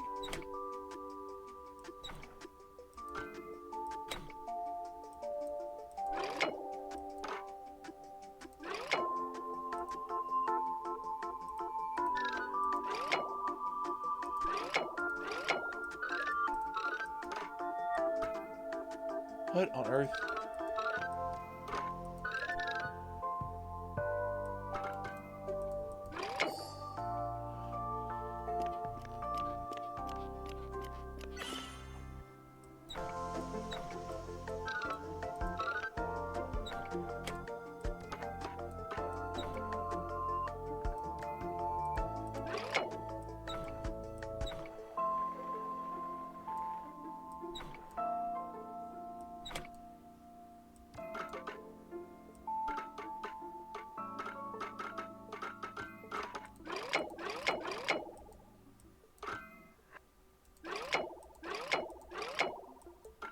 What?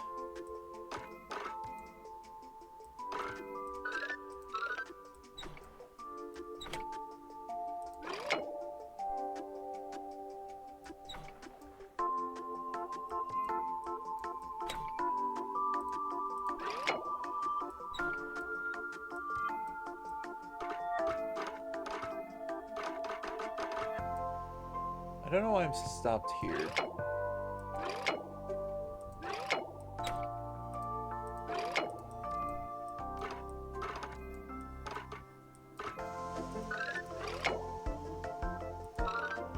What on earth am I doing?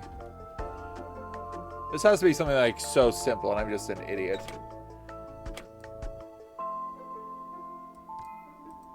Okay.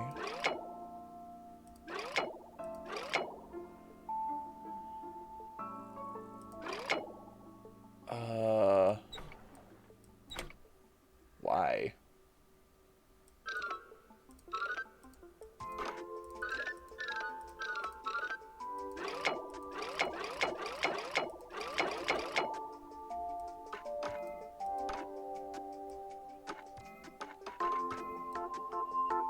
That's not confusing at all.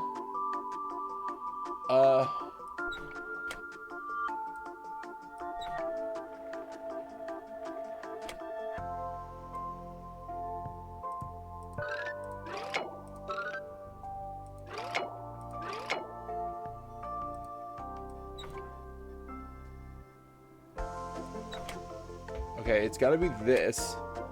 Because there's no other way for him to leave that area.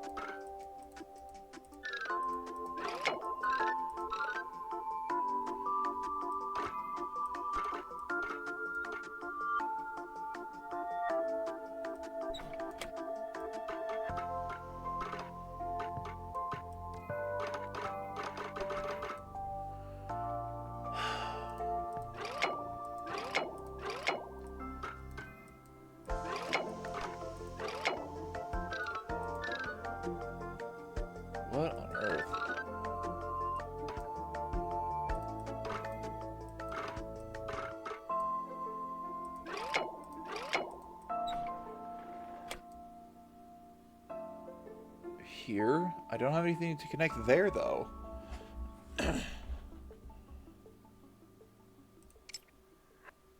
Oh, please don't tell me that was the beginning.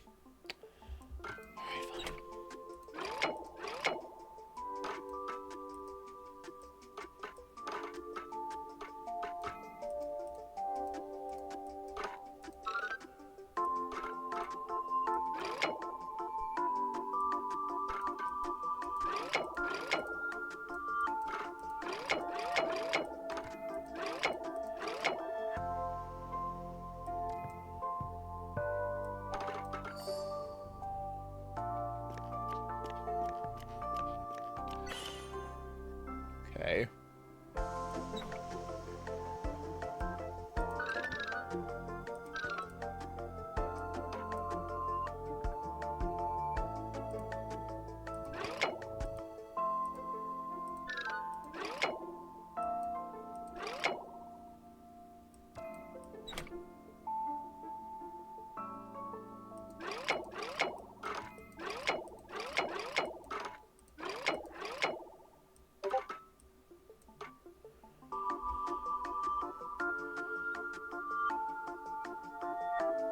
Okay, let's see. What am I missing here? I'm just a fool, apparently. Are you kidding? Alright. Fine then. Sure.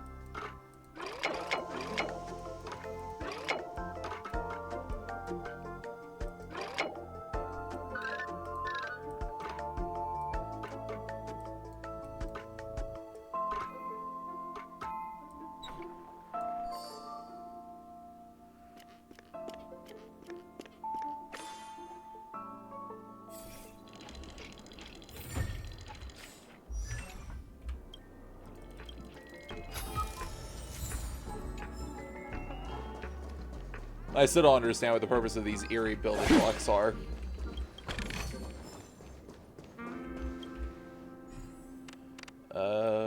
You go here, you go here, you go up here, you go right here, you go right here, you go right here, you go there, and then you go there.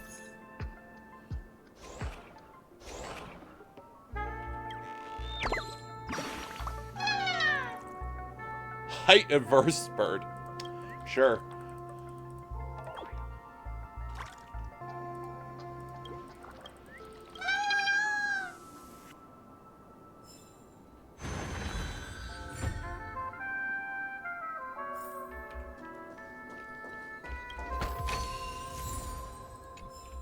We're back!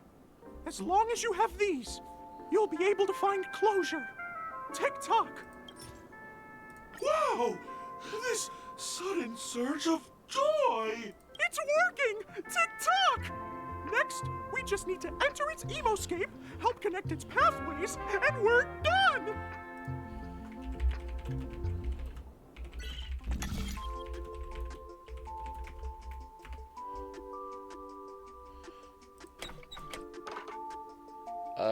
Okay.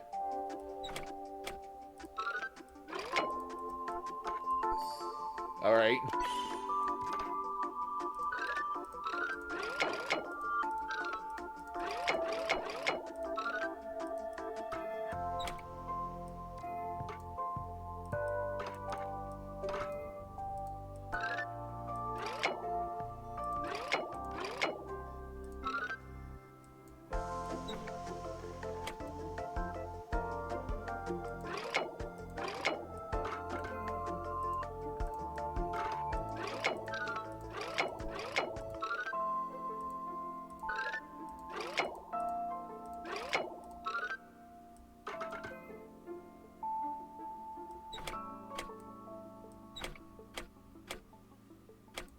Okay.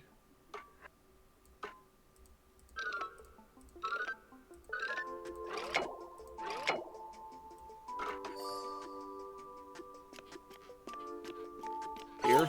Dear! What's going on in here? Your inner self is a mess! I'm not qualified to be the real Clocky! Just give up, Clocky! No! This is yours. Ooh. Ta-da! Success!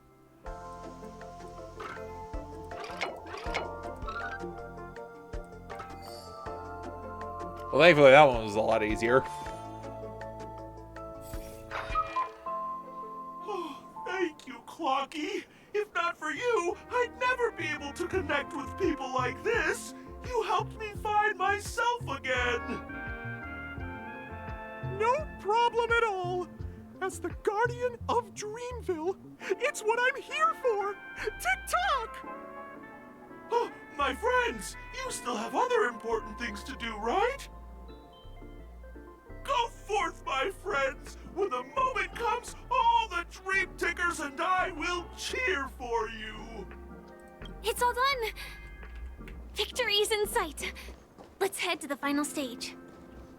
Off we go into a giant black hole. Congratulations to both of you! Oh, you've overcome all obstacles and proven yourselves. In the final stage, you will face the defending champion. If you fail, you will lose the opportunity. Welcome to the 33rd Scorched Sand Festivals. Superstar Showdown?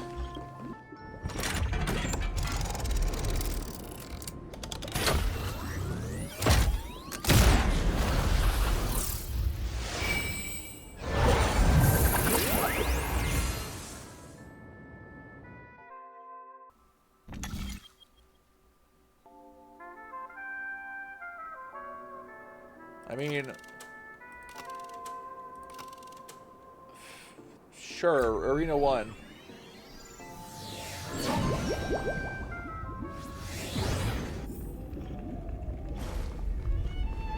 Okay, so they have red hair. Who am I facing? Argenti? What do you mean? No way. I think I just saw someone. Someone extraordinary. Why is he the reigning champ? Yeah.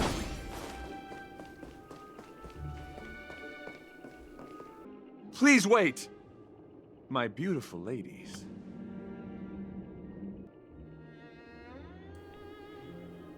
Hey YouTube, President Drail here. Hi. Just wanted to say that while I was re-recording the cutscenes for this, I realized that they had added in the actual like English dub for Argenti here. When I initially recorded the episode, when the update came out, Argenti was muted. So I thought I would record this conversation just to have, actual conversation in the episode. Anyway, moving on. By the glorious light of beauty! I never thought I would see you again. In such turbulent times, your kind faces are as spring's gentle breeze, bringing solace to my scorched heart. Are you a Knight of Beauty? So the red-haired contestant was you all along. You've already heard of my humble title elsewhere? I am deeply honored. Upon hearing of the impending festivities, I commanded the one and only to bring me to Penacony with full haste. Alas, in a cosmos unguarded by the beauty, disorder prevails. Thus my passage was delayed by tending to the sick and injured. Fortunately, the mini-rabbit mech pilot, stray cat duelist, galactic ninja, and quad-drive Intellitron, along with 32 other souls in distress, all emerged from their predicaments safe and sound. I then led them all here to revel in the harmony with the countless other splendid beings. You're quite the saver, aren't you? I do not deserve such praise. Unfortunately, that dashing IPC ambassador, whose radiance matches that of a beautiful peacock, remains in a woeful state. Ugh, how I wish he too could partake in this splendid occasion. Okay, let's get back to business. Since fate has brought us together, it stands to reason that you both seek the accolade of the audition's victor, correct? Though upon arrival I was once mistaken for a towering silver-armored fugitive with fiery red flames due to my lack of eloquence. It matters not, for all these trials stem from the land of the dream's beauty. What matters is that I now stand before you. Our paths have crossed. I, Argenti of the Knights of Beauty, am humbly requesting a battle with you both, in the name of the Code of Chivalry. If I am fortunate enough to emerge victorious, kindly grant me passage to the Crown of Victory, and recognize that Idrilla, the beauty, is the most peerless beauty of them all. Bear witness to... Not a scratch. Time to change tactics. I didn't expect to see Argenti here, so I didn't have, Lend me your strength. Shysta. Destined for oblivion. Time for a shot. Nap time. Lance at the ready. You are fighting a gentleman. Put forth all your might. Troublesome. I ain't gonna win this. Not a scratch. Confess. Lend me your strength. On the still waters of oblivion.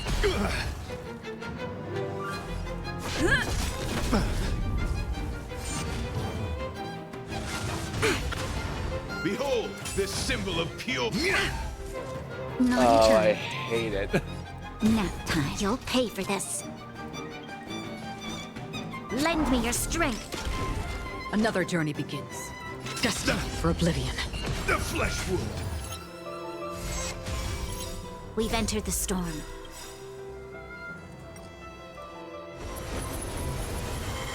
To guard and defend. Crush them! Lance ablaze. Lance forward! I weep for the departed. It too shall fall. I'm on guard. Pledge thine loyalty. Time for a shot. Put forth all your might. Rise to the challenge. That'll take more than nap time. Lend me your strength. On the still waters of oblivion. Lance ablaze. Lance forward! Bear witness to... Not a scratch. Naughty child.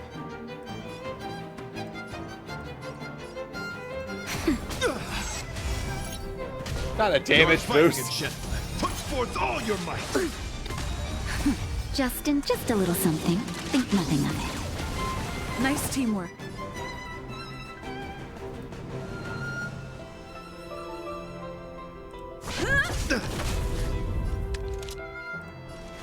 Lend me your strength. Destined for oblivion. Challenge. Doesn't fall. Nap time. Confess.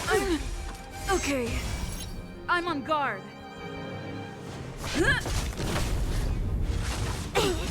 This battle is unavoidable. Lend me your strength. Lance ablaze. Lance forward! We've entered the storm. To guard and defend. Crush them. On the still waters of oblivion. The flesh wound. Behold, this symbol of pure... Stop it. Time for a shot. That's better. Your assistance is timely. Let the duel commence. Pledge thine loyalty. Doesn't fall. I'm not prepared to fight Argenti. I didn't know he'd be here. You'll pay for this. Lend me your strength. Free will, or was it fate? Destined for oblivion. I weep for the departed.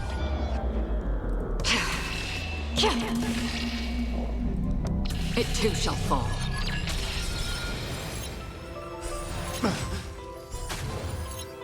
Naughty child.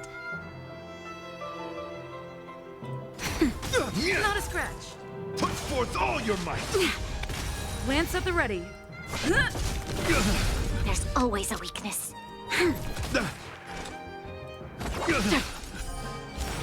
Bear witness. No. You're fighting a gentleman. No, I say. Nap time. Confess. Put forth all your might. This battle Lance is unavoidable. ablaze. Lance forward. We've entered the storm. To guard and defend. Crush them. Lend me your strength. Another journey begins. On the still waters of oblivion. The flesh wound. Okay. Time for a shot. Don't worry, it's just a scrape. Christ, and let the duel commence. Put forth all your might. Not a scratch. I hate fighting Argenti. I hate it so much. Just in time. Just a little something. What a pain in my ass. Nice teamwork.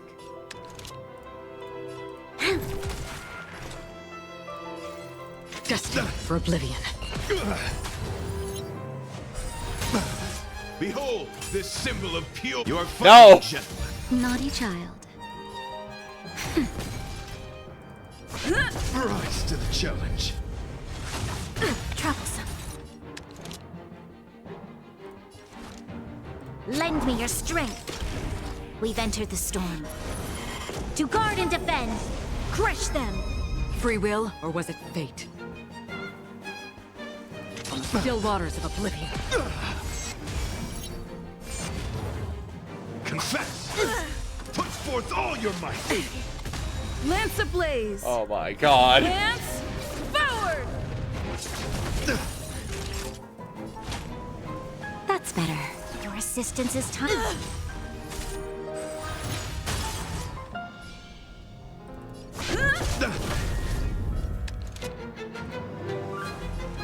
Lend me your strength. Destined for oblivion. The flesh wound. I weep for the departed. It too shall fall.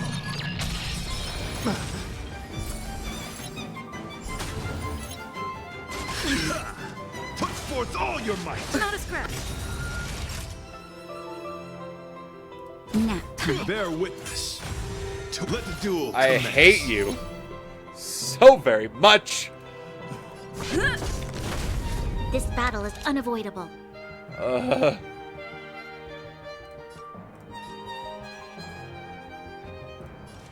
I mean, Lend me your I strength. guess. I'm on guard. We've entered the storm.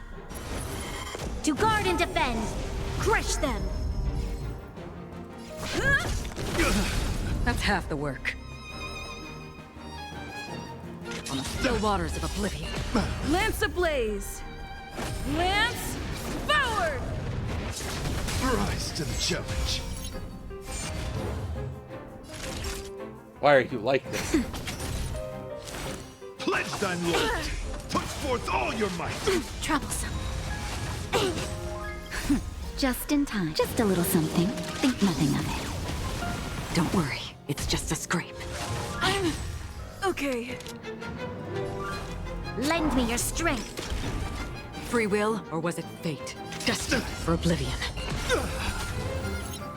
Lance at the ready. Why did you reset over there? Oh my god. You are fighting a gentleman. Put forth all your might. Not a scratch. Time for a shot. Nap time. Behold, Okay. this symbol of pure. Let the duel commence. I'd like you to stop. I'd like you to stop ever so much. Lend me your strength. We've entered the storm. To guard and defend. Crush them. Another journey begins. On the still waters of oblivion. The flesh wound. I'm on guard. Lance ablaze. Lance Forward!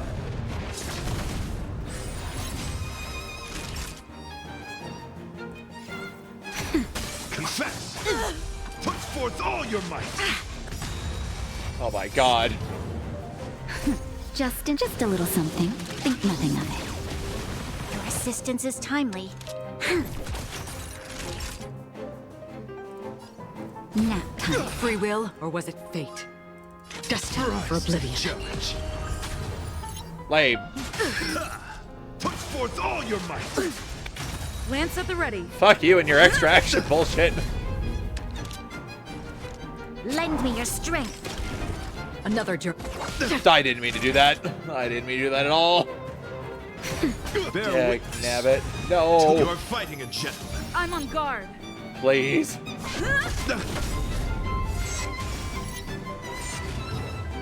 Pledge thine loyalty. Put forth all your might. Okay. I shoot you. Not Then we even do the storm. this.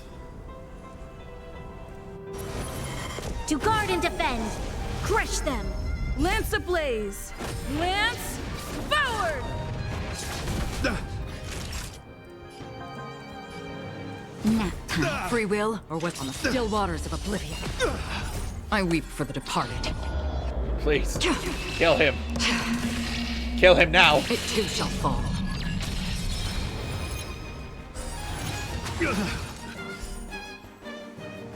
That's enough. I have come to grasp the sincerity of you. I yield.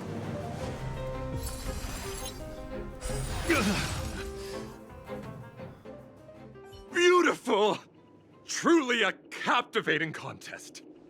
It is through you that I realized to uphold the honor of a driller, I must further hone my skills.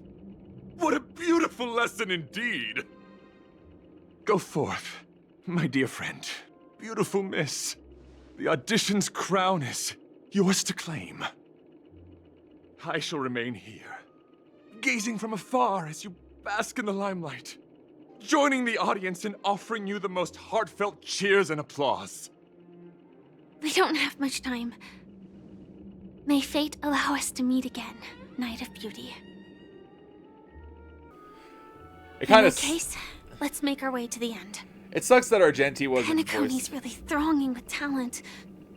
I hope we make it in time. Go forth. The champion's stage belongs to both of you. Bask in the glory you deserve. See ya, man. Have a good day.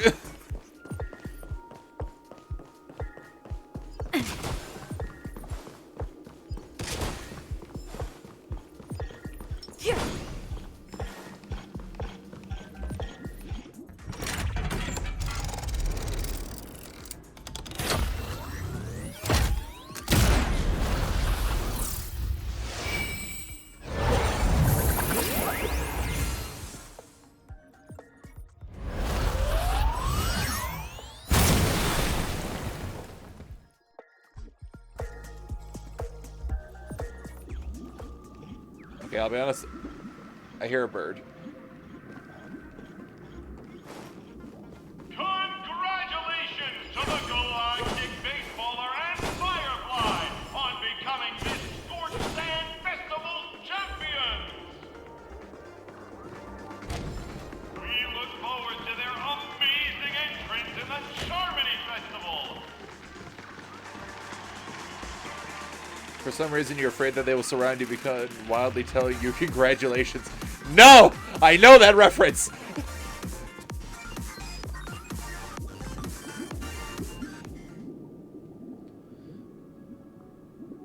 Congratulations to the both of you on becoming the festive superstars of this year's Charmony Festival before entering the Grand Theater. Hey, Sunday, where's your sister? I, on behalf of the organizers, extend my sincere congratulations to you, wishing you joy under their radiance.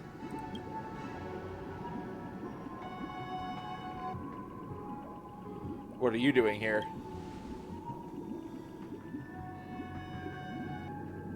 As previously promised, my sister, Mr. Yang, and I have met with the Dream Master. We delved into the truth about Penacony and its Stellaron, and have come to a consensus. Both I and the Oak family cannot acquiesce to your request. Yep, saw that coming. Just as expected. We acknowledge the perspective of you, Nameless. Penacony does require change, but not as you propose. The planet of festivities cannot and will not revert to a place characterized by chaos, disorder, or anarchy. Through your journey of overcoming obstacles, you must have glimpsed the essence of that era. The vulnerable ruthlessly eliminated, equality non-existent, common folk living precarious lives, eking out a dreary existence. Ultimately, only heroes like yourselves manage to achieve success. But I would dare ask, if you did not possess the special status of having a Stellaron, and you were but an anonymous and frail member among the masses, which Penacony would you prefer?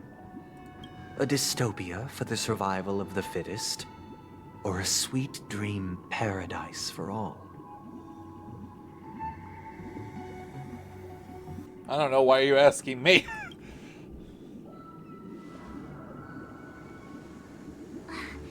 That's not the point! Don't let him mislead you! Mr. Sunday, even if the members of the Oak family can't fully agree on what to do about the Stellaron, now's not exactly the time to be holding an extensive discourse about Penacony's past and future, is it?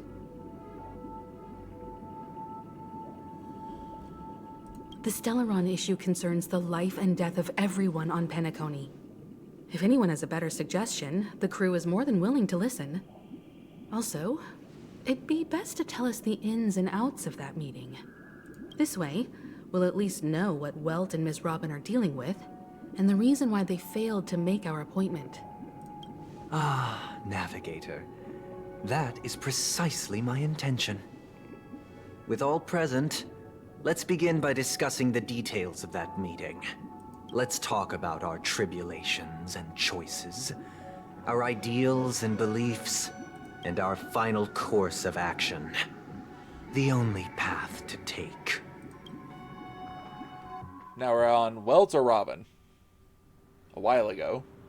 You mean to say that for the longest time, there have been scoundrels who would use the Charmony Festival that I have bequeathed to the masses as a tool to realize their ambition? Indeed, Dream Master. Once the Charmony Festival begins, the Stellaron's powers, along with the song, will be broadcast across the entire planet of Penacony. And then everyone in their dreams will be unable to awaken. This is indeed surprising to me. The dreamscape is maintained by the collective effort of the 5 families. If someone were to use the Charmony Festival to recklessly disseminate the power of the Stellaron, this individual must hold a position of great authority. Do you have any suspects? I'd like to ask, did you really not know of the Stellaron's existence? I would have never thought that this Nameless would point the spear at me. Quite astonishing indeed. If I have offended, the Astral Express extends its sincere apologies. But the current circumstances are dire and leave no room for meticulous inquiry. We're doing this out of concern for the Dreamscape's safety. So, if you could, please alleviate our concerns. Dream Master, it's just to prove that the Charmony Festival has nothing to do with the Stellaron. If we're being overly cautious, I will return to the stage to offer tribute in song, just per the arrangement.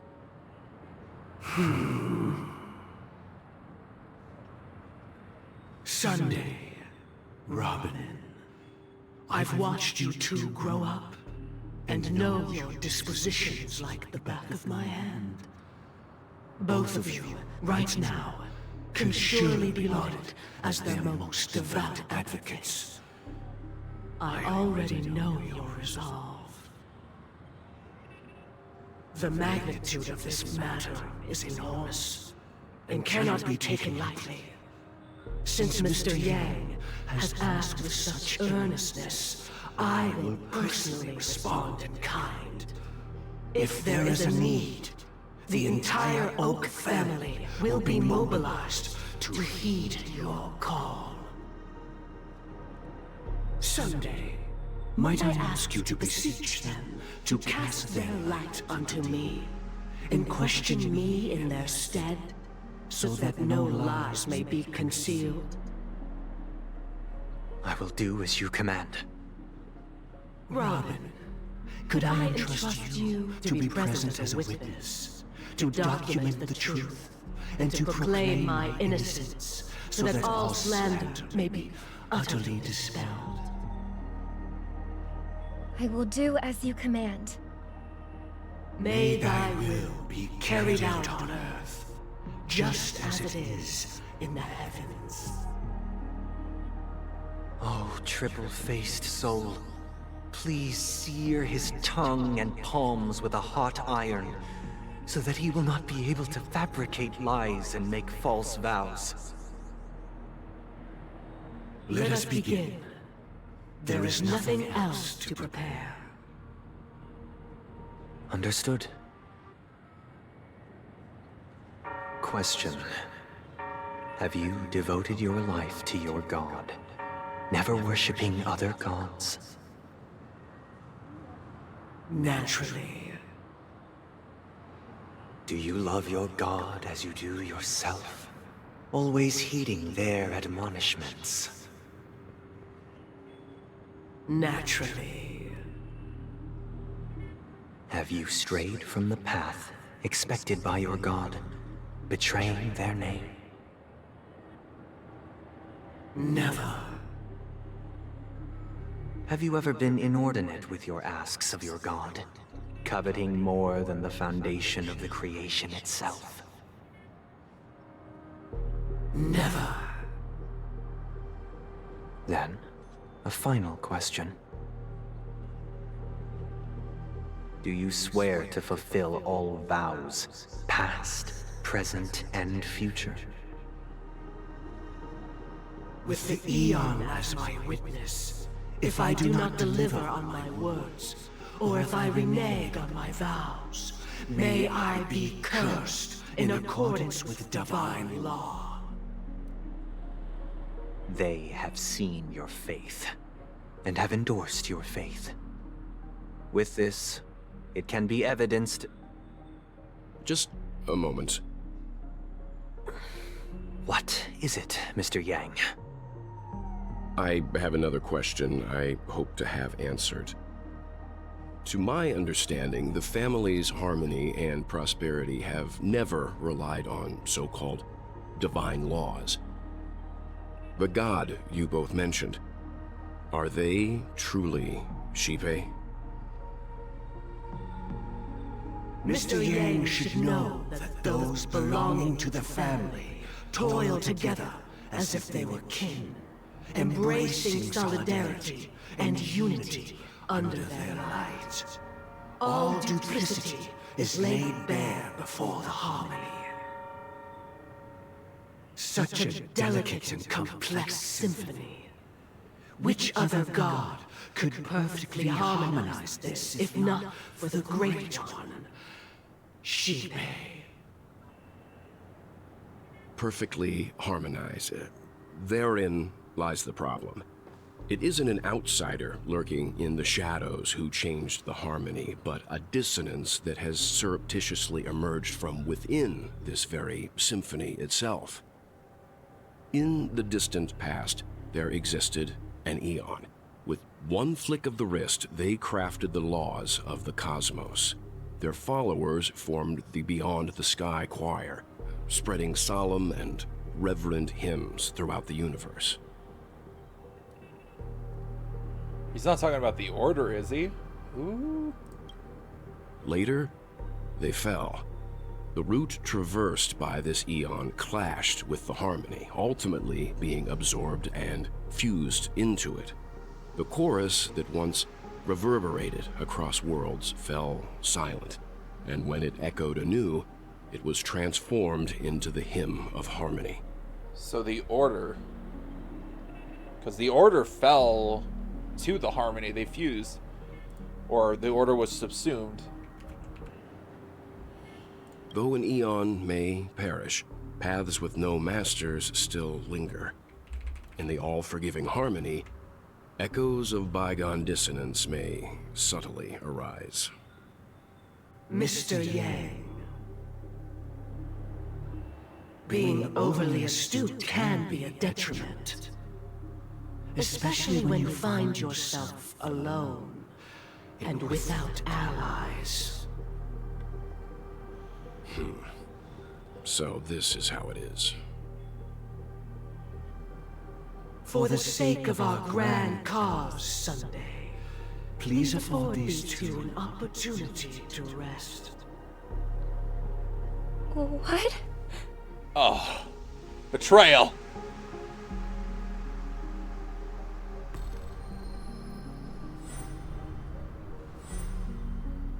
Sorry, Robin. It's just you. I did not wish for you to know this. It's a pity that things have turned out this way. So, this is the true reason I can't sing? The shadow that envelops Penacony is actually... We were never children of the harmony. Our ideal paradise could not have been crafted by Xipe. True bliss can only be guaranteed by the one who transcends the many.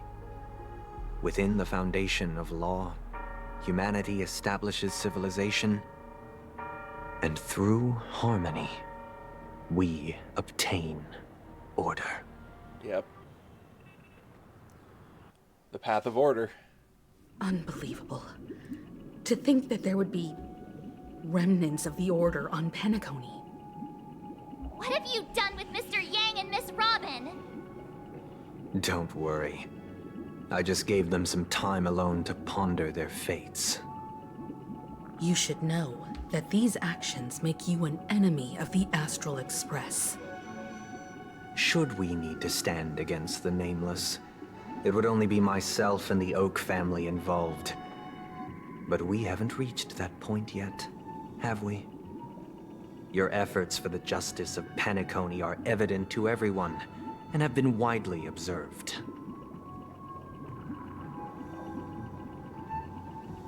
Give Mr. Yang back to us now. Oh, I intend to. But that hinges on the outcome of this negotiation. If it is the Order that drove you to imprison Welt and Robin, and you're using them to coerce our compliance, then there'll be no point in entertaining any type of discussion. You're mistaken, Miss Himiko.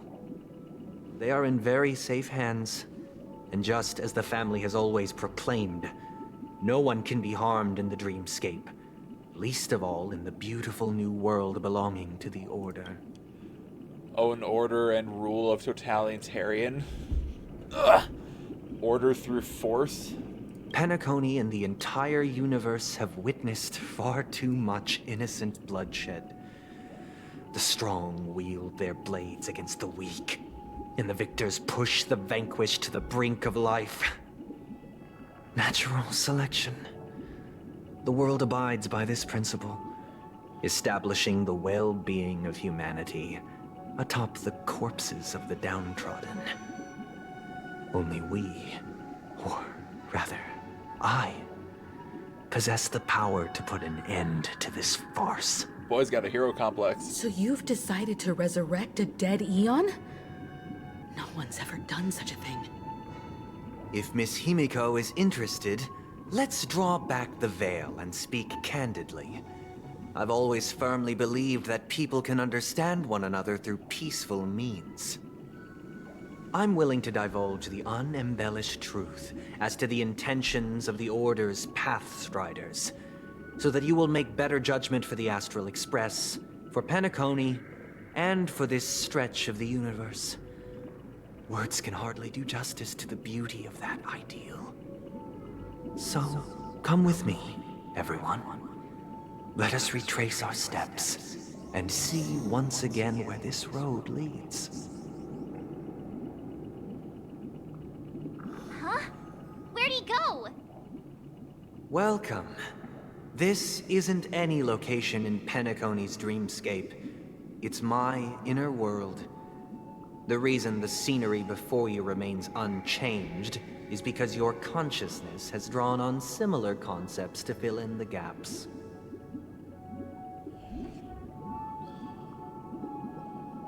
Who in their right mind would expose their inner self like this?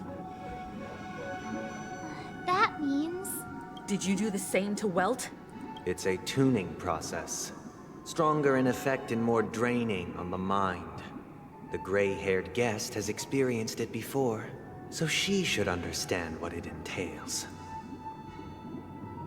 Tuning allows you to intuitively grasp my feelings, which also means that I cannot hide anything from you.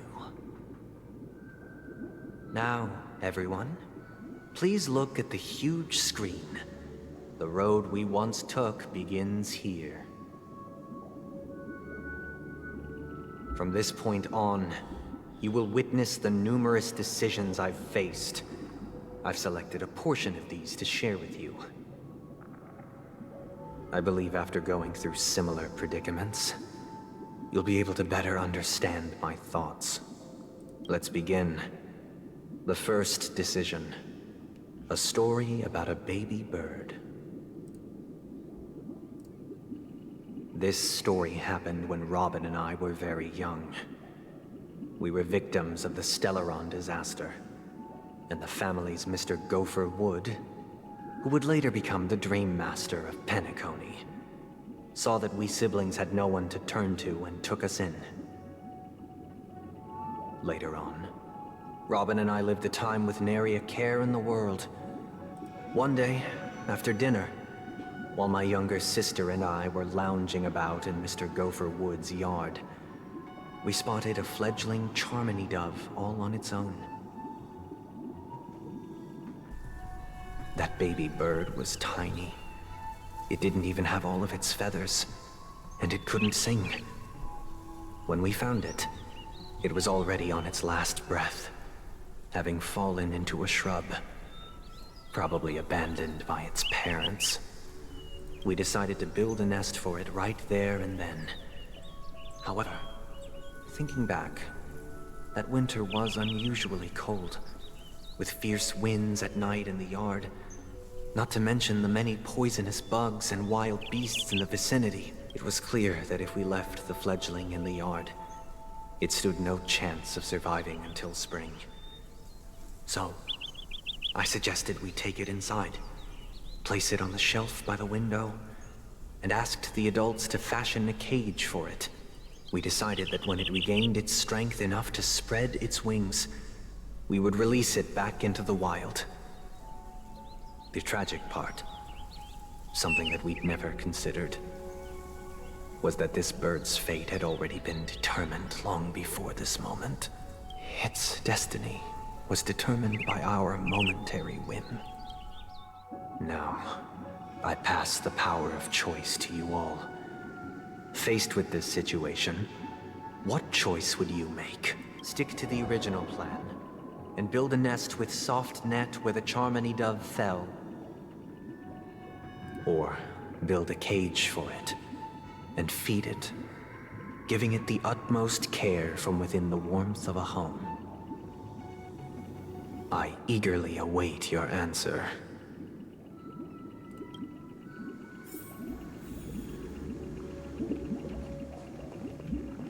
I think.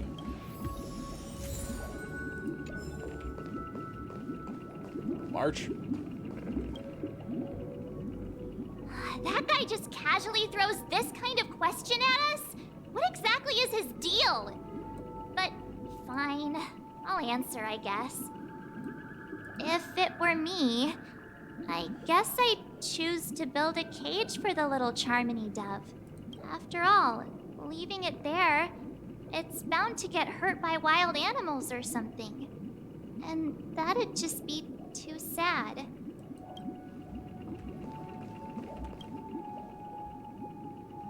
It looks like he really has no intention of imprisoning us. If it's just a quiz, I suppose it's fine to humor him. Back to the question. I would personally choose to build the little Charmony dove a cage. No special reason. I do think that a fledgling should have the right to fly into the sky. But if it can't even live to that point, then there's nothing to talk about to begin with.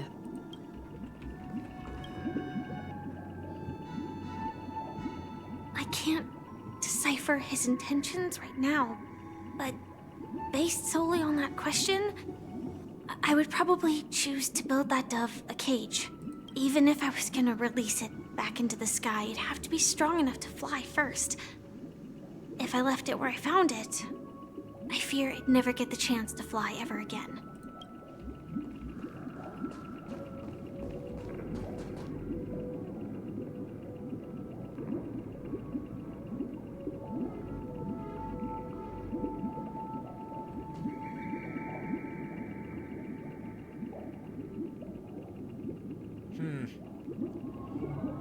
I have such mixed feelings.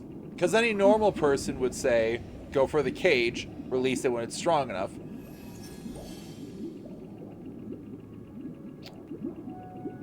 But something about the colors... It's not... correct. It doesn't feel correct.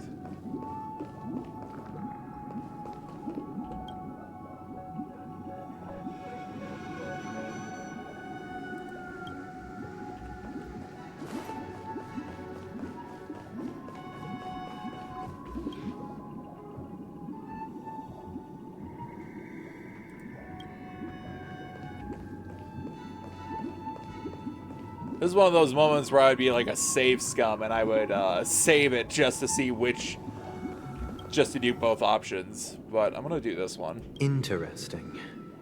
Since you've made up your mind, allow me to reveal what fate this choice will bring to the fledgling. From what I've observed, there are at least 3 predators in that yard that prey on small birds. The Vosicle Scorpion, Asdana Wolverine, and the Huntington Winged Snake. Even if they shy away from humans, these animals are still near apex predators in a fenced location like a yard. In such a location, only one fate awaits that little Charmony dove. A painful death. As for the choice you made, I am deeply sorry. Now, let us advance to the second decision. This time, it's the story of a dream chaser. This story happened when I was appointed as Bronze Melodia, a position exclusive to the Oak family, charged with listening to the problems and vexations of Dreamscape residents, and providing them with the relevant guidance. It was during that period that I had the opportunity to hear voices from all corners of the Dreamscape. Joy, sorrow, arrogance, regret. The complex tapestry of human nature that formed the world. And I was fortunate to catch a glimpse of it. He was a dream chaser, and an illegal stowaway. Just like the rest of them, he came to Penacony in search of a better life, except that, to most people, the price he paid, I suppose you could say it was everything. He told me, I sold everything I could at home. The house, the land, even his 2 children. He said he could not afford to raise them, and that at least they could eat if they lived as slaves. He had a plan in place. He would buy back his children once he had made his fortune, and enjoy Penacony's beautiful dream with them. Alas, his plan to smuggle himself was somewhat clumsy, and he was sniffed out by those pig-headed hounds. After hearing the Dream Chaser's story, I immediately appealed to the Bloodhound family to see... Pig-headed hounds, huh? Cease their pursuit. That way, at least he could live peacefully. But I was still too naive to the ways of the world. I did not anticipate that what I thought was a kind gesture would later lead to dire consequences. I'll tell you the outcome soon.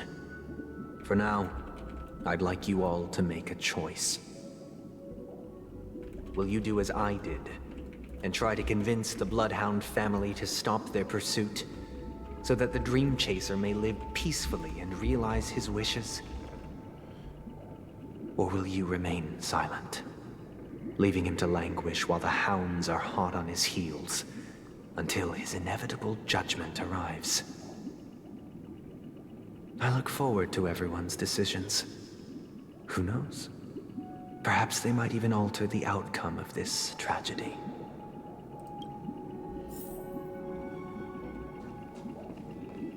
If they all come and it's like, I can't believe you went with keeping the bird in the yard, I'm gonna be like, guys. It seems illegal stowaways are really quite common on Penacony. But that guy in the story, I don't think he deserves any sympathy at all. He sold his kids to chase a dream. Even if he intended to go back for them, it's still insanely irresponsible. Correct, Marge. With that thought, there's only one choice. Let the Bloodhound send him back home. This person deserves to be punished.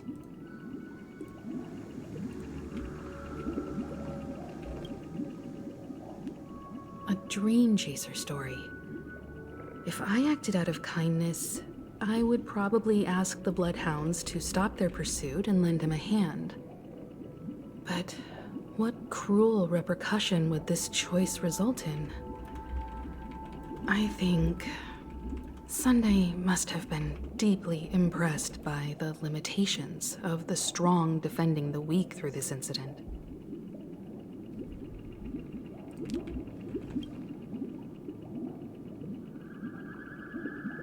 This question... Surely it has some connection to the baby bird story. And this connection is precisely the breakthrough Sunday aims to use to persuade us.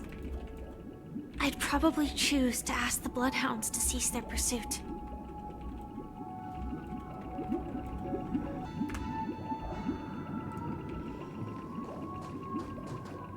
The man needs to be punished. I'm sorry, but no.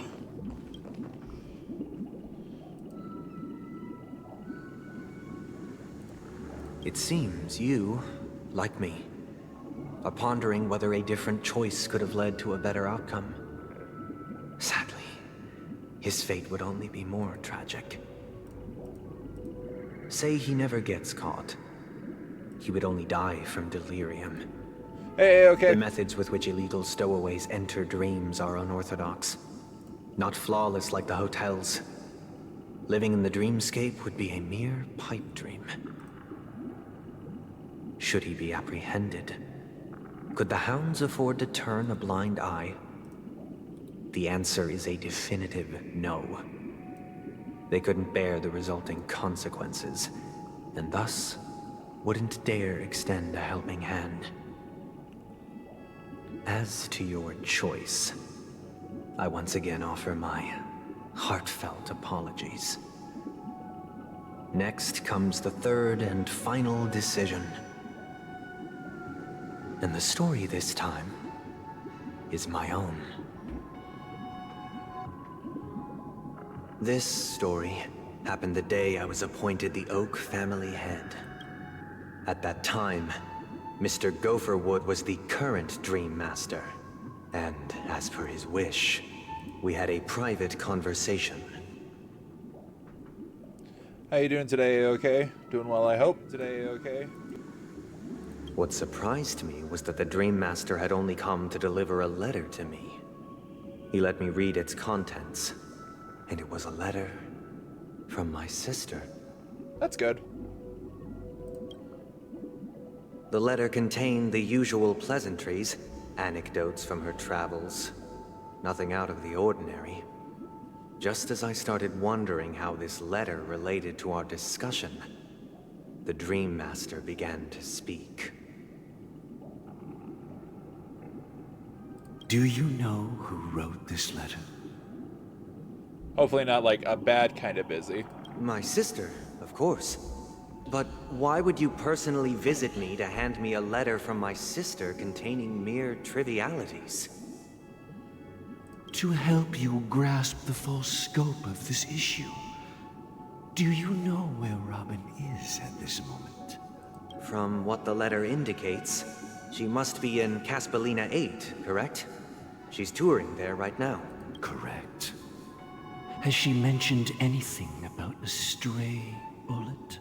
A stray bullet? What? A war has broken out on that planet. It is because of this very reason that Robin chose this destination.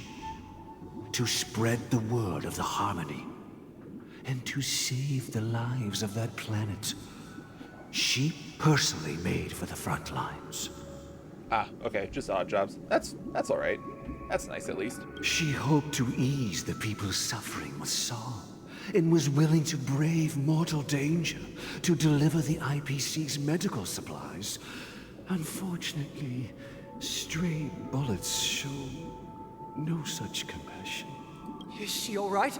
If the operation was successful, she should probably be recovering in the field hospital. By the eon above, the bullet struck her neck directly, yet possibly as a reward for her consistent deeds of harmony. It didn't hit any vital arteries. Once you've attended to your outstanding tasks, it'd be advisable to write her back as soon as possible. Those damned savages! I'll pack my bags right away. My gratitude for bringing this to my attention, Mr. Gopherwood. Now you understand why she always wears such elaborate neck ornaments, don't you? How could this happen? Miss Robin? No. Her brother, we've learned that her brother is actually not really doing what Robin would like and has been causing her voice to sound fucked up. Her voice sounds just fine normally, but Sunday has revealed to not be a bueno person, so... It's all in the past, so please don't worry. I share this in the meager hope that you will understand the Harmony's limitations and predicament. As grandiose as the strong defending the weak sounds, many times, it is nothing more than wishful thinking.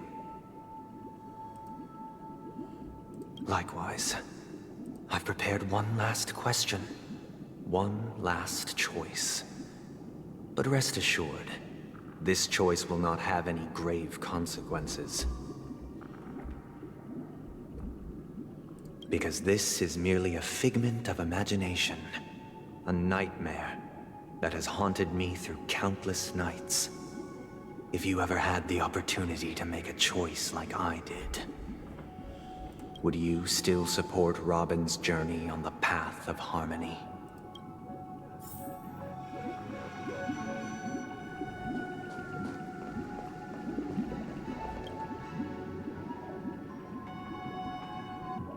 I can't believe that happened to Miss Robin. The strong defending the weak is a great mantra, but if I had to pay such a price, I don't know what I'd do. I often feel like I've dreamt of similar scenes on certain nights. In the dream, I see blurry faces. I don't know who they are, but I sympathize with all of them, fighting for survival against some unfathomable force. Their confusion and fear are lucid to me. But I also remember they chose never to give up. Just like Miss Robin.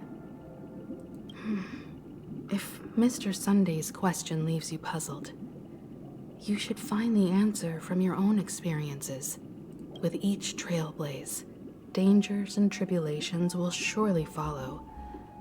But would you ever back away? Would you stop March and Don Hung from reaching their next destination? I believe you have an answer of your own in your heart. Miss Robin's courage is admirable. And here I was thinking she was just another superstar celebrity. But the fact that she's also Mr. Sunday's younger sister? No, I doubt he'd wish harm on his own flesh and blood, no matter how grand the ambition. You see, here's what you do. You support her and defend her and help her. You don't stop her. Make the decision. I see.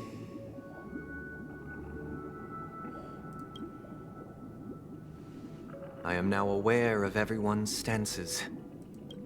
Raising these questions merely serves to illustrate one point. The plight of Penacony cannot be salvaged by the Harmony.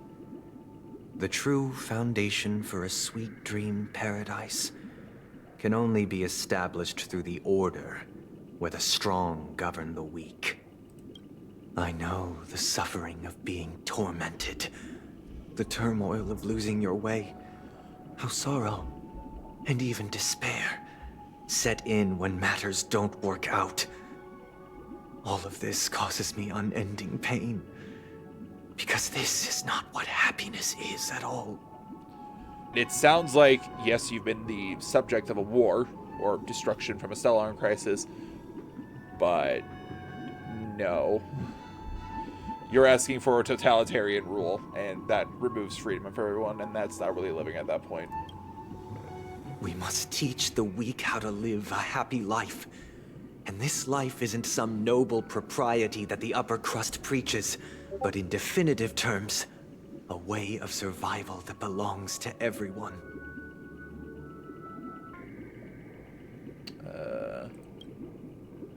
So what is your definition of living a happy life? Being a bird in a cage. Good question. Human consciousness is fundamentally an illusion, a cage known as self-worth. People lured in by this illusion make mistakes, yet still ask that external influences bear the burden. When one mistake after the next permeates the masses, they become impossible to trace. Thus, the amassing of these individual cages culminate to form a prison. A place dictated only by the rule of survival of the fittest. 1 second, folks. Gonna do an ad break. I'm gonna stretch for a moment. I'm back. Nature is always accompanied by predation and sacrifice. Its antithesis is known as order. That is what I want to do. Unite people's happiness under the banner of order. They won't need to make bitter choices any longer, nor face the weaknesses of humanity. They can cast aside their primal instincts to build a haven for mankind. As long as they prove to be fuel for the fire for your dream. Simply describing thoughts is far too abstract. So allow me to provide a simple example. As you all may know, there are societal norms like weekends and long weekends that exist on some worlds. During these hard-earned rest days, people are given the chance to extricate themselves from the stresses of everyday life, allowing a certain tranquility to return to their souls. And it is only on these days that people do not have to adhere to the law where the strong prey on the weak. They can live out their lives happily during these brief intermissions, It's just a pity that 2 or 3 days are still too fleeting compared to the span of a lifetime. From where I stand, society's ideal system should be 7 rest days. Following Sunday, there should ensue a second, a third, and indeed an infinite procession of Sundays. This should be the face of the new world. Idyllic, eternal, peaceful days. Normally that's just called stagnation. And thus, every person can return to their base selves in this utopia. Some gaze in reverence at the stars, pouring their whole beings into calculating the distance between us and the isolated world of Pagana. Meanwhile, some seek refuge in quiet corners, holding one another, unencumbered by the chains of unwelcome obligations. There would be no need to bear the hardships of reality.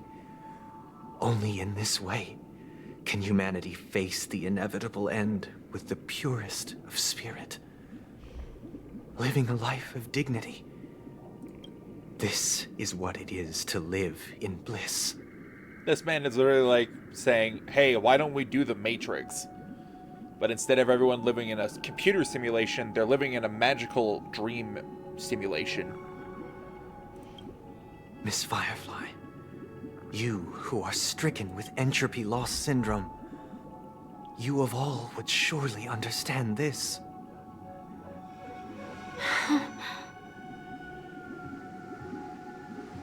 It sounds like a flawless theory.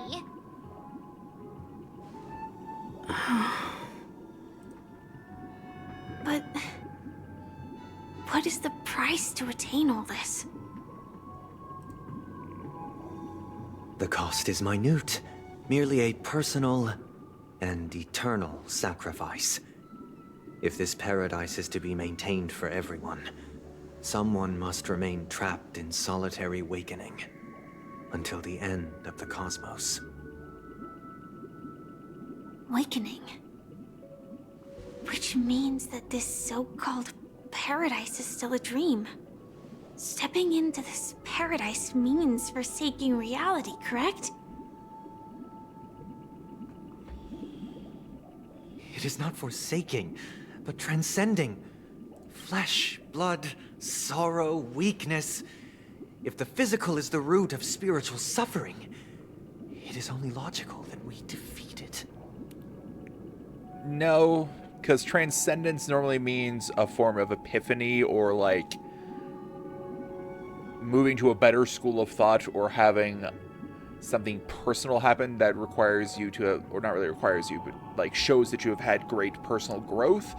What you're suggesting is everyone run away from their problems to a dream that they never have to wake up from, and then just dying in that dream. But in this supposed bliss, people won't have defeated their demons. The chance to overcome their tribulations would be forever lost to them. In other words, it is an escape. Yes. That's another way of understanding it. But there is no shame in escape. On the contrary, the seeds of escape exist in everyone's hearts. No. Don't you agree, Miss Firefly? And as to why we sleep, it is because we are afraid to awaken from our dreams. But this is not in conflict with the grand plan. Only in acknowledging this can we truly understand the frailty of human nature, and from there, show compassion and protection.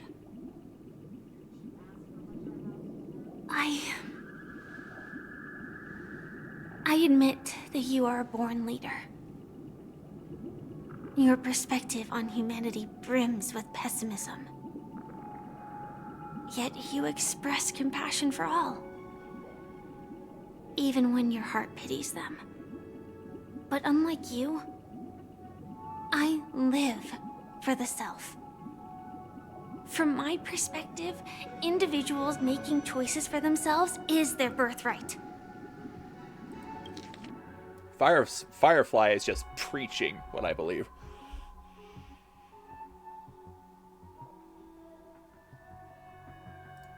The want to escape may be innate in the weak. But whether they are weak or not, it is not up to another to decide. Perhaps in your mind, you also view me as weak?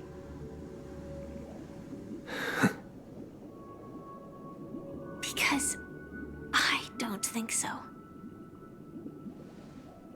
Since Miss Firefly has said her piece, the Astral Express will also naturally give you our answer. We'll leave it to you. Just as Mr. McHale instructed before. Tell him our choice.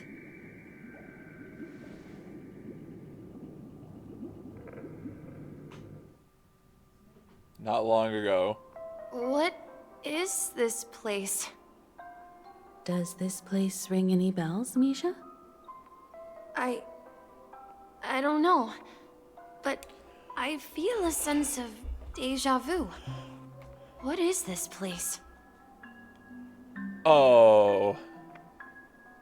I see what you did, Hoyo.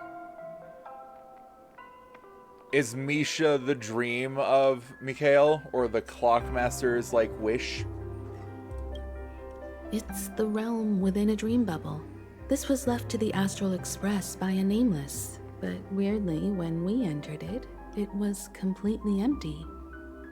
Dr. Edward from the Dreamscape sales store told me that dreams are formed from memories, and a dream bubble can't take shape if its core is empty. So I thought you might be able to help us in unraveling this mystery, Misha. As a hotel doorman, you know Penacony best among us. I don't know much about dream bubbles, but if you want to figure out what this mansion is, I'll do my best. I'm counting on you then. Himeko, I still don't get it. Why were you so sure that Misha had a connection with this dream bubble? I wasn't sure. It was just a hunch. But since Misha feels familiar with this place, my hunch might be correct. This place feels a bit nostalgic. Exactly. This is where you and Firefly encountered death, which we now know as dormancy. Considering its connection to Dreamflux Reef, it's not surprising it appeared here. The question now is, who brought you here? Based on the clues we have so far, it's unlikely to be that masked fool. So identifying them is crucial to us. We're drawing closer to the truth once more. Let's give Misha some time, as I believe he'll unveil the secret of this dream bubble. All right, but there are doors all over the place. Which one should we choose? Do you have any idea, Misha? I guess... maybe this way? I'm not entirely sure, but... let's give it a try. He be running. Wait, you managed to choose the... Weird. This place is quite different from the hotel.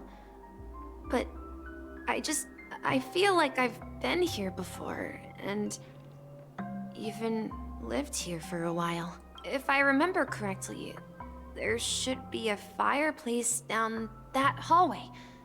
Clocky and I used to sit by the fire, listening to the crackling of firewood. And the room on the other side was the toy room. I loved spreading out all the toys from the box on the floor and making up stories for each of them. Hold on. This doesn't make sense. Didn't I grow up in Dreamflux Reef? So, what is this place? This could be a case of amnesia. Don't worry, Misha. It's common for everyone to forget certain aspects of the past. Those memories haven't vanished. They're just lying in the depths of your mind. We can surely get them back. Since this place seems familiar to you, why don't we explore a few more rooms and see if you can recall anything more? Yeah, then let's check out the rooms I just mentioned. Fireplace, fireplace, oh fireplace. Tick-tock. What the fuck? Tick-tock. What? Tick-tock. Is something very important? Okay. Mikhail, that's the name. Now we all know him as the Watchmaker. So, who is he talking to? Do you know anything about it, Misha? I'm sorry. I don't know much about the Watchmaker. But, Mikhail... Anything special about that name? Mikhail is Grandpa's name. Grandpa? Do you mean you're the Watchmaker's grandson? But we haven't heard anything about the Watchmaker having descendants. And the name Mikhail is not rare. Perhaps it's merely a coincidence. Could you tell us more about your grandpa, Mikhail? Yeah, sure. He was a seafarer who fearlessly ventured into mysterious seas and storms. He was always on the sea and had lots of friends who accompanied him on his travels. He didn't want me to call him Grandpa because that would make him sound old. He believed he was still young. The name Mikhail was given to him by his parents, Mihaly and Elise, both renowned seafarers. Every time he came back, he'd share his logbook with me and tell me about his adventures at sea. I want to become a great adventurer, just like him. It appears that the Seafarer has nothing to do with the Watchmaker. So, perhaps it's just a coincidence? So, where is your grandpa now?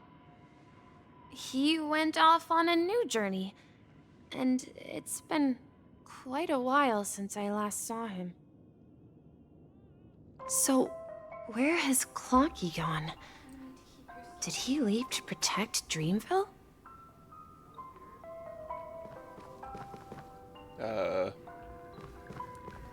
What?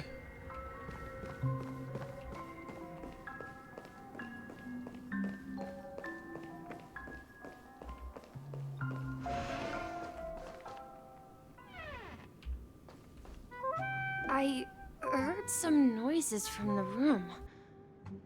Origami Bird? That's a friend of mine. You and Origami Bird are friends? Yeah. It's a member of the Compass crew, just like Clocky and Miss Mirror. And there's more than just one Origami Bird. They are a big family with lots of brothers and sisters who look the same. They follow Miss Mirror's orders and handle all sorts of jobs on the ship. They're the best sailors. Sailors? Can Origami Birds be sailors? Could you tell us more about the Compass, Misha? The Compass is a ship bound for the New World. Clocky and his partners travel through layers of fog to the depths of the sea. Whenever there is danger, Clocky will use a compass and guide the ship in the right direction. That's a great story. But in the Penacony cartoon, Clocky and his partners have always lived in Dreamville and never ventured out, right? Huh? Oh, that does seem to be the case. Weird. I clearly remember Clocky arrived in the New World in the end. Perhaps Clocky has a hidden past. Clocky, you devil. I hear the sound of water. You once mentioned there's a magnificent fountain up ahead.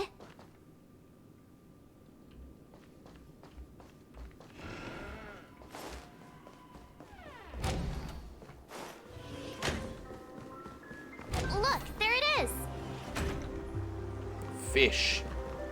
The water resembles a precious jewel embedded in the dreams of all seafarers. Every time I gaze at the shimmering lights beneath the waves, it feels as though I'm back in this place, standing by your side. Have you recalled anything, Misha? Yeah, I saw these sentences in Grandpa's logbook. He used to say that despite the perils of the sea, whenever he stood on the deck in the afternoon, overlooking the sparkling waves, he would think of this fountain in front of his house. He often said that those moments felt like returning to his family's side, and the difficulties at sea didn't seem quite as challenging. You know, I quite understand such sentiments. Don't sigh or he'll start getting gray hair. Hey, don't tease! I was just being a bit sentimental. Perhaps every adventurer far from home carries a fountain within their soul.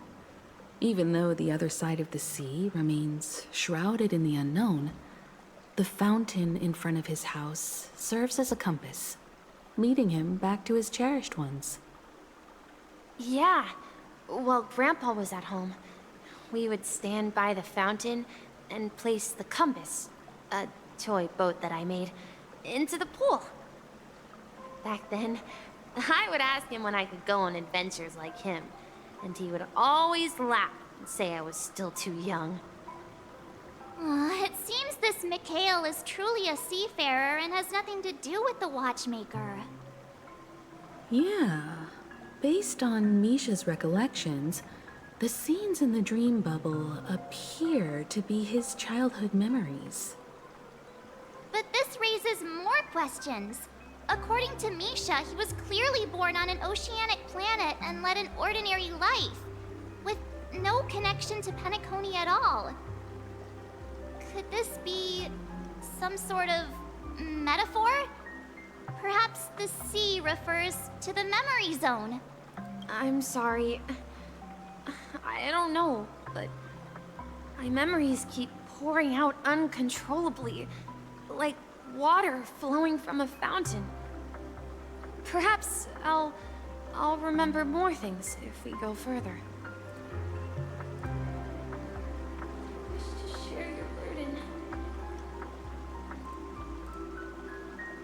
Who said that?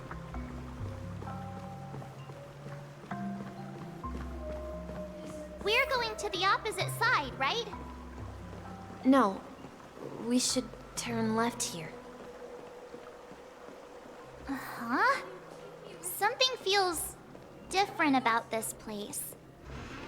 This is it. Up ahead is Grandpa's study. It was in that room that I saw him the last time. Captain Misha, not when you said in the correct direction.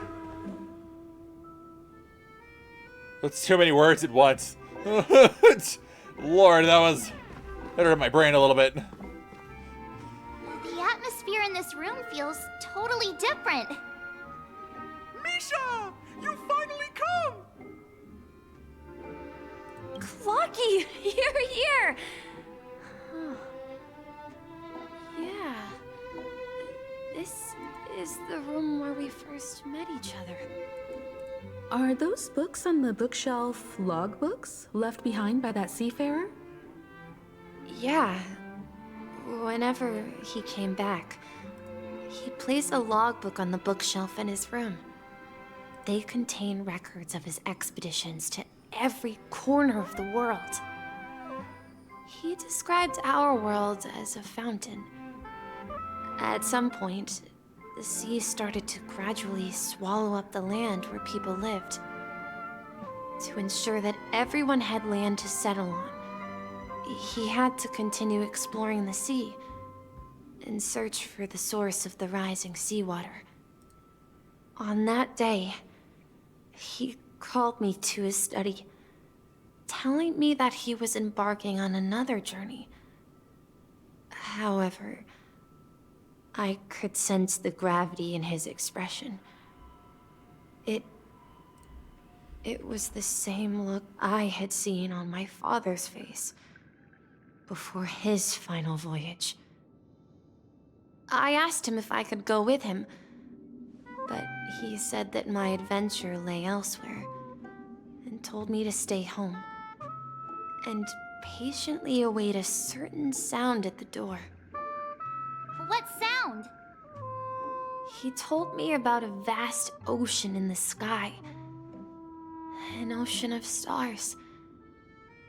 He spoke of a train that transports children with a desire to venture far away, traversing the sea of stars without ever stopping. Man, that sounds familiar. I wonder why. He said that he knew the crew on the train, and that he had asked them to take me along. He said the journey I had always dreamed of would start there. A train? Could it be? It's the Astral Express. I remember now. Grandpa's friends are a group of nameless who came to this world to resolve a disaster caused by a star. Then, he gave his pocket watch to me. It was his cherished treasure, appearing in every one of his adventure tales. He explained that difficult times were ahead, but assured me that the watch would guide me. He said, as long as I kept moving forward, I'd eventually reach my desired destination. And then, it was as if I heard the distant sound of a train whistle, echoing throughout the room. Exactly, Misha!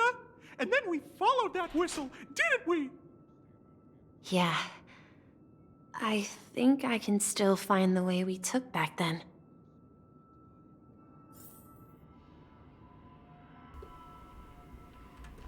This is the dream jigsaw, right? So we're supposed to find the exit.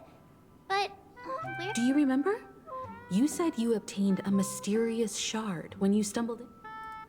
Check the inventory. Hey, the shape seems to match. So this shard is also connected to Misha? Looks like we're just one step from revealing the truth. Let's get to the other side and investigate.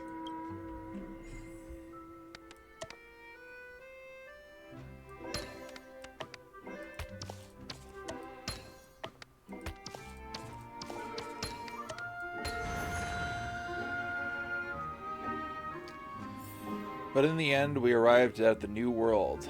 We lost our way so many times. We continued sailing.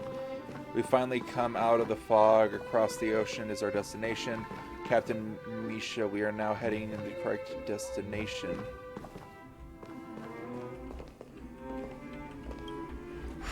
Is Misha gonna join the Nameless? This is it. This is my room of clocks. While I spent my time waiting for Grandpa to return from his voyage, Walter gave me this workshop, and it became my secret base. Here, I learned how to repair clockwork and gears, out of my fondness of precision mechanics. In my dreams, I was the captain of the compass, embarking on adventures with my companions, Clocky and Miss Mirror, in search of the new world. I was born and raised here. So, this building in the dream bubble is your childhood home?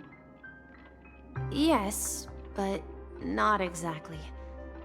To be more precise, this dream bubble itself is my home. Looks like you've remembered everything now. Wait. Why does it feel like everyone else knows something I don't?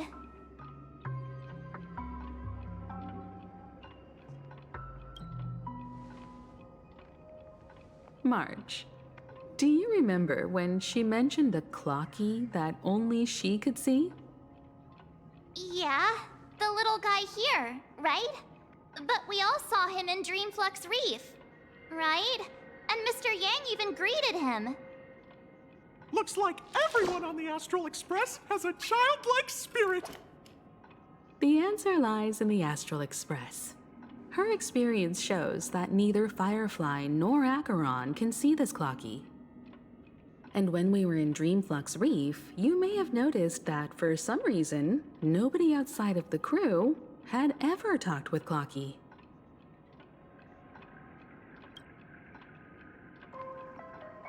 A mimetic life that can only be seen by a select few? It's just like a hidden message, left by someone for the nameless. But Misha can see Clocky too, right? They even grew up together. But Misha hasn't started the way of the Trailblaze yet. That's the key to the mystery, March. Now take a moment to recall. Have you ever seen anyone outside of the crew interact with Misha? Wait. No way! That's the answer, March 7th. This dream bubble is the place where I was born. And I'm a dweller in this dream. Just like a memory zone meme. I should have stayed here and waited for you. But when reality and memories merged, I unconsciously pushed open that door and left the bubble with Clocky. So it's not that the Watchmaker's dream bubble is empty, but rather the stuff inside ran away? And the whistle you heard was the sound of the express arriving at Penacony? That's one way to see it, but I believe there's a longer story behind all this. It's best for Misha himself to explain all the details. How about we start with your name? Now, should we call you Misha, or...? Thank you all for helping me rediscover my true self. Now, please allow me to reintroduce myself. I was born on Lushaka, in the Presmere system, adopted by seafarers Mikhail and Char. They gave me a treasure, a name that carried their hopes. Mikhail Char Legwork, or simply, Misha. If you prefer, you can call me by a more familiar name, the Watchmaker. Hey, bud. So, you're the Watchmaker himself? Unfortunately, that legendary figure is no more. I'm only a reflection of his life. As for the child who has been with you, he's the innocent protagonist of Misha's childhood dream. A friend of Clocky, a young apprentice, and a future mechanic on the Express. Aww. And this also marks the beginning of his journey, devoted to the Trailblaze. At the end of the journey, I left this little flame, which I so cherished, in my deepest dreams, hoping to pass it on to the nameless of future generations. However, he somehow left the dream bubble and forgot all about his task. I apologize for all the confusion this caused. Because he was born with a desire to trailblaze, wasn't he? I don't think Misha has forgotten his role as a guide. He remembered it, and that's why he mistakenly appeared as a hotel doorman in her dream from the very beginning. The one who brought our unconscious friend here must have been Misha. If that's the case, we encountered the Watchmaker's legacy from the beginning, didn't we? Well, I have a sarcastic friend who says I always take big detours and end up back where I started. Perhaps that's what every nameless has to go through. But in the end, You found me. I'm sure you're all wondering what my legacy is. I believe my hound has mentioned the Stellaron and my wealth. If I may apologize, the Stellaron part is real. As for my wealth, however, it's nothing more than a baseless rumor. I left my homeland as a child and embarked on the journey of Trailblaze.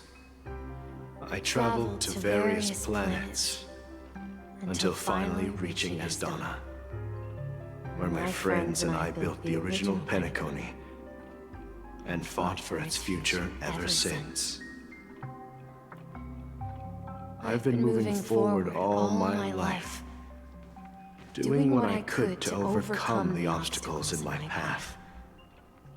But ultimately, my journey reached its end, and I left behind no possessions worth entrusting.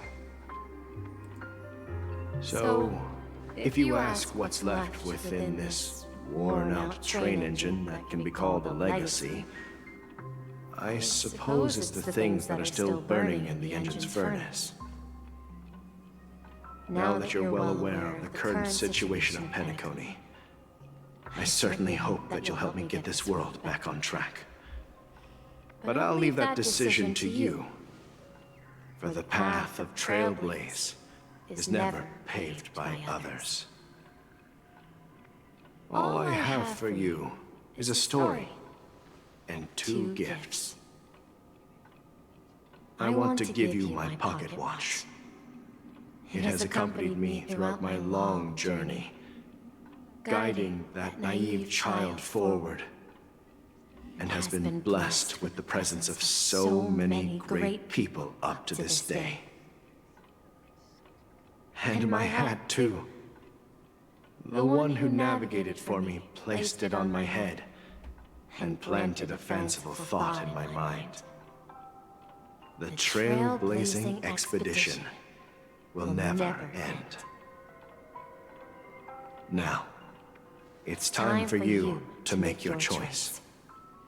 Once you've made up your mind, open that door and enter the long dream of an old man. I'll be waiting for you at the end of this corridor of time. All right, everyone. Let's make a decision. His hat is pretty cool. Although I don't think anyone will have any objections. I'll choose the Trailblaze. Of course. We've come this far. Surely there's no other option than moving forward. In that case, it's unanimous. Then let's proceed together to the end of this stream and tell Mikhail our decision.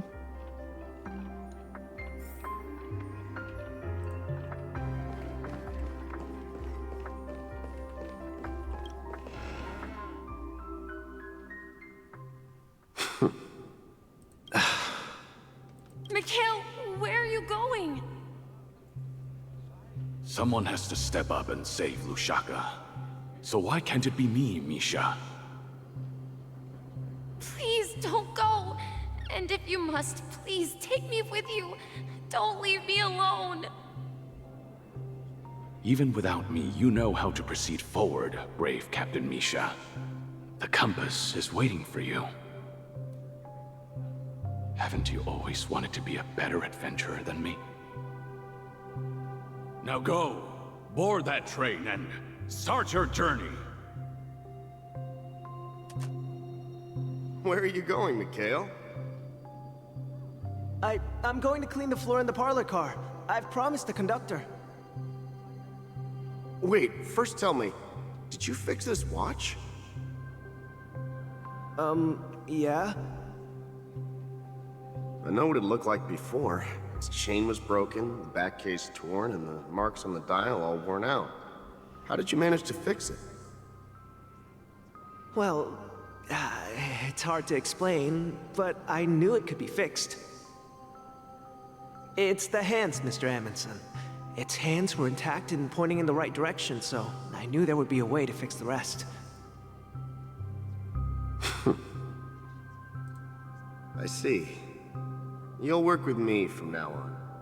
Haven't you always wanted to tinker with this train? You're its mechanic now. As for the conductor, I'll do the talking. But I only know how to fix watches. Don't worry. You've got what it takes. I'll teach you what you need to know. Where are you going, legwork? It's time to head to our next stop.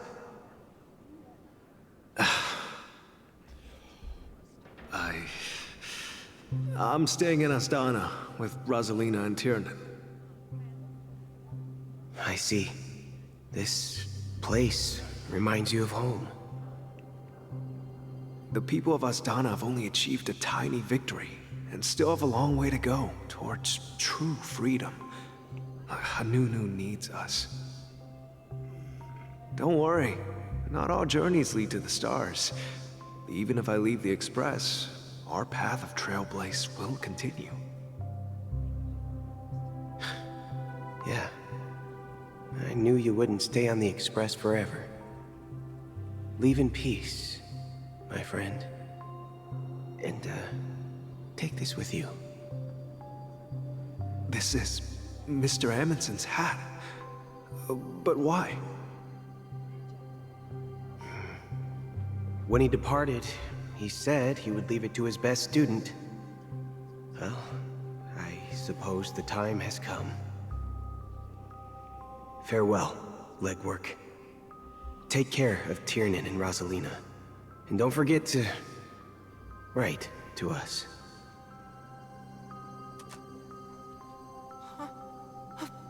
Where are you going, Watchmaker? Don't worry, Micah.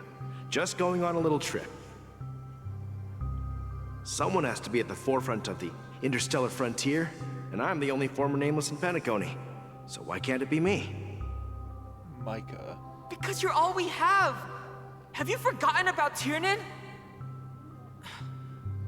The cosmos is way more dangerous now. What will happen to Penacony if we lose you too? But what will happen to Penacony if we don't find a way out? Ah, Tiernan. How could I ever forget him? I've spent countless sleepless nights asking myself why I didn't go with him back then.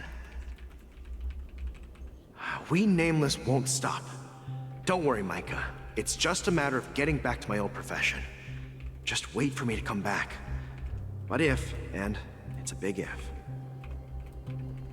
if I don't come back in one piece, then you'll become the next Watchmaker. Where are you going, old man? Oh, you're here. Answer my question. What are you up to? Relax, Gallagher. I just came up with a great idea. Wanna hear it? Oh, come on. Aren't all your ideas just ways to get yourself killed? I may be blunt here, but you're the last remaining hero in Penacony. If you die too, the secret of the Stellaron will go to the grave with you. Yes, I'm afraid there's no way out in Penacony, so I'll have to consider alternatives beyond Astana. We'll organize a festival using the Watchmaker's legacy as a facade, and send invitations to the entire cosmos to gather people here. So, a desperate struggle against the family? Desperate? Don't we have you here, my friend? This task is challenging, but what hasn't been challenging for us along the way? Well, whatever you do, remember, make sure to send an invitation to the Astral Express. Misha! Where are you going? Oh, it's you, Clocky. Take me to Dreamflux Reef. Last night, I had a long dream about the day we met. I want to write down that dream.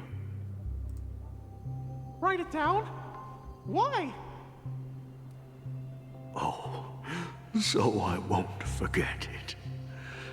Do you remember how you got your name, Clocky?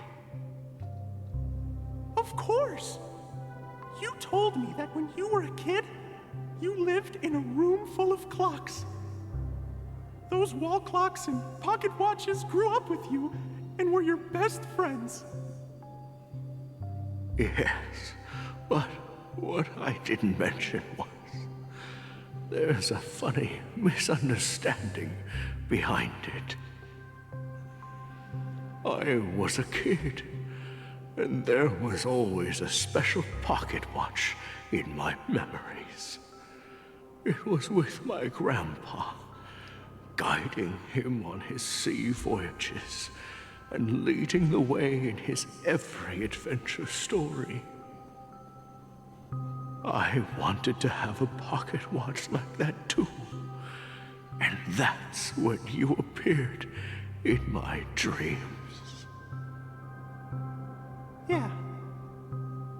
Every night, we boarded the compass and set sail together. But you know what? It wasn't until the day my grandpa gave it to me that I realized it wasn't a pocket watch at all. It was a compass. So, your name should have been Compassy. And the watchmaker is just a nameless. Correct.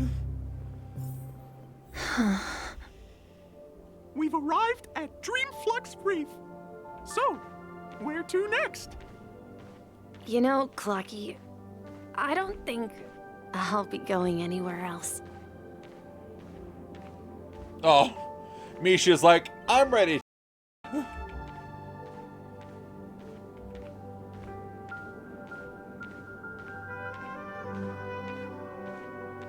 My dream has ended.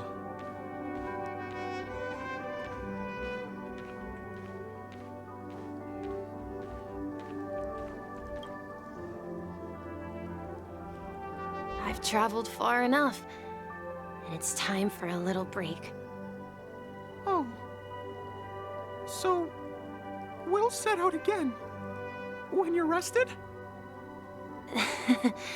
No, I'll stay here. And then, this is where it ends. This is where it ends? What do you mean, Misha? You told me that the trailblazing expedition would never end. Yeah, that's what I said. So now, it's up to you to decide your next destination. My next destination? What's that supposed to be? I've been following you. Misha? You're acting weird today. If you're feeling down, we can just do what we usually do. With the clockwork. No, I'm not feeling down. As for clockwork, yeah, it resolves all problems in this dream. So, do you know what clockwork actually is? I'm not quite sure. Is it harmony? Well, everyone gets lost at times. They may hesitate and doubt which way to go. That happens in this dreamscape and beyond. But don't worry. Everyone goes through moments of uncertainty and hesitation. Eventually, they gather the courage to make bold decisions. Whether it's calming, joyful, angry, or sad. All they need is a little nudge to take that step toward where they truly belong. I'm leaving that little nudge with you, and I hope you'll share it with others. Such is the essence of clockwork, the will of the Trailblaze. Clocky's hands spin around non-stop, indicating confusion, frustration, and weakness. But ultimately, people still need to move forward. Just like your hands, always pointing ahead. This is where my journey ends. From now on, it is your path to walk. Trailblazing means taking paths your predecessors forswore and venturing even further. The Penacony in Mikhail's dreams does not belong to order.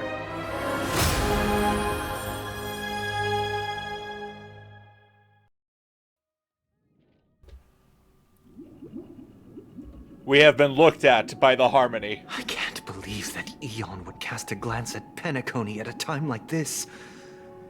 Is it because of the resonance from the legacy of the Trailblaze? Or perhaps the bond between you is so strong that it even impresses an Eon? Man, really quick, I wish that the hat was on her head in this cutscene.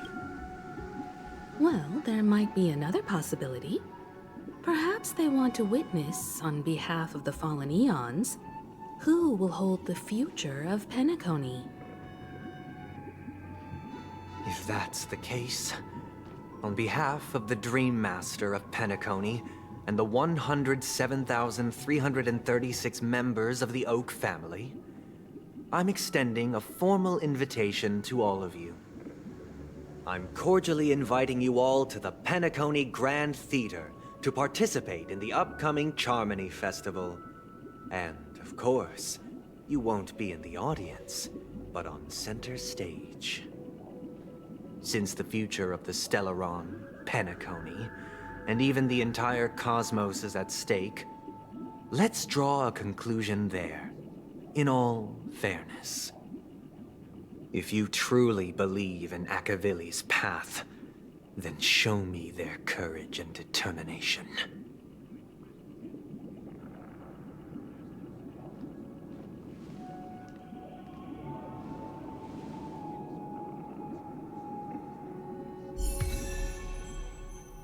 Dude! The Harmony. Tread on a brand new path, Harmony. It does imaginary damage. Nessun Dorma. Confirm. You can trial the current path here to further understand the combat mechanics. Okay, let's hold on for just a second.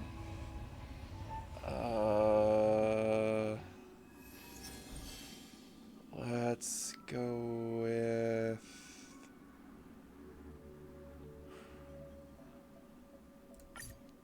I'm stealing this from you, Yukong. I apologize.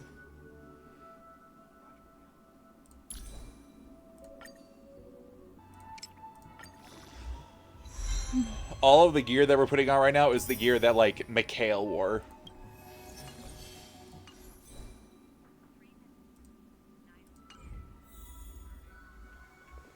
Please stay tuned. Nice. Okay, before we continue, start trial.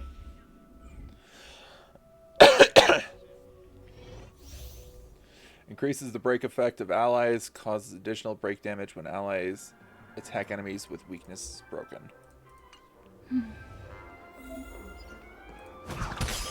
I throw my hat as an attack! Perfect. Please stay tuned.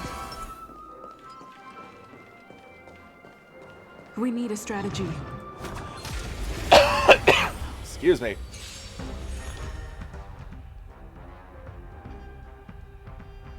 Deals minor imaginary damage to a single enemy. Deals minor imaginary damage to a single enemy target within 5 bounces in total. Grants all allies the backup dancer effect. Allies with backup dancer have their break effect increase and additionally deals super break damage 1 time when they attack enemy targets that are weakness broken. The Trailblazer regenerates energy when an enemy's target weakness is broken. Time to test our rapport. Oh my god, that pose. Commencing support.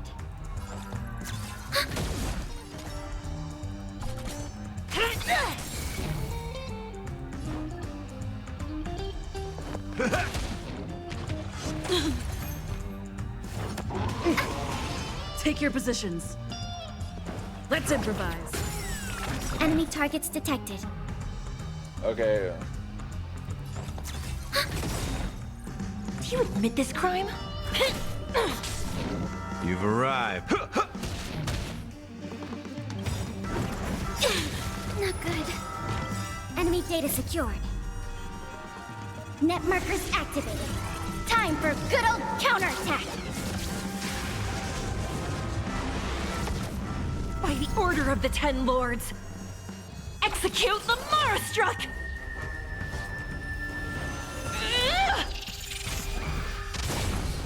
Nice. No amnesty for the Mara Struck. Nice like a good brew. Full-bodied and sweet. My friends, indulge yourself.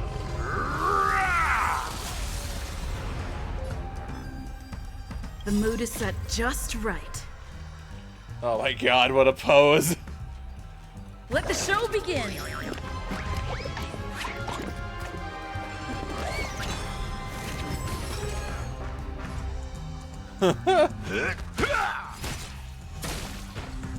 Stay in step. Super break. Damn. Let's improvise. Commencing support. Dude! I don't know, it's just because we're in like this trial, but that was 114,000 damage.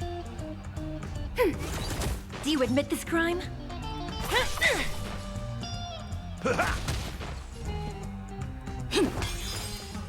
Ready for another?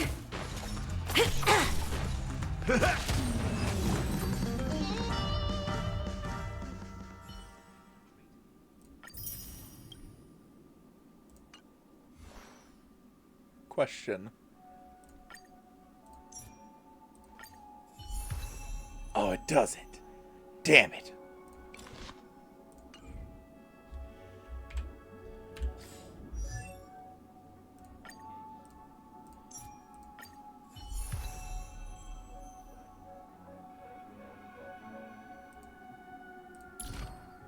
Oh.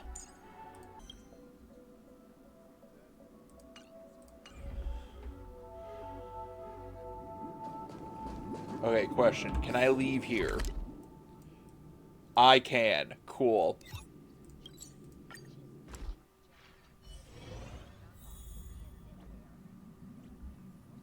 Oh, hey, Arlen. Now this type of cushion looks like it'd help with fatigue. You know, from sitting too long. My advice? Stop sitting and start lying down. That's fine if you're not on the clock, but you can't just lie down at work. Sadly, a lot of our researchers get shoulder and neck pain. They're sat at their desks most of the day. Lady asked about ergonomic chairs for everybody, but I feel like there's still room for improvement. Cushions like this one might actually be the missing piece. Who'd have thought I'd get ideas for office furniture while sightseeing on the Express?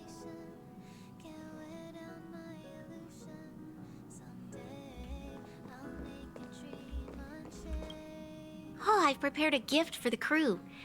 I feel that it'd be most appropriate if you held on to it. You all have saved Belobog from danger time and time again. We don't have much, but we'd like to say thank you with this small gesture. Thanks.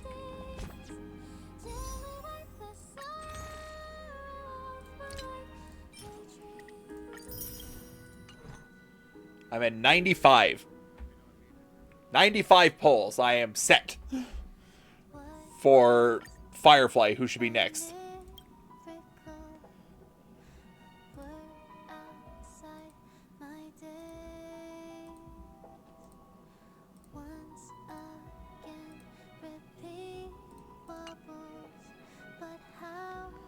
I'll pull one more on...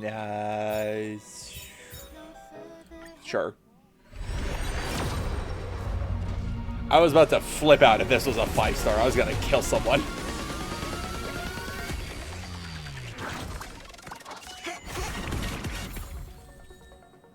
Okay, not really that good. Oh well.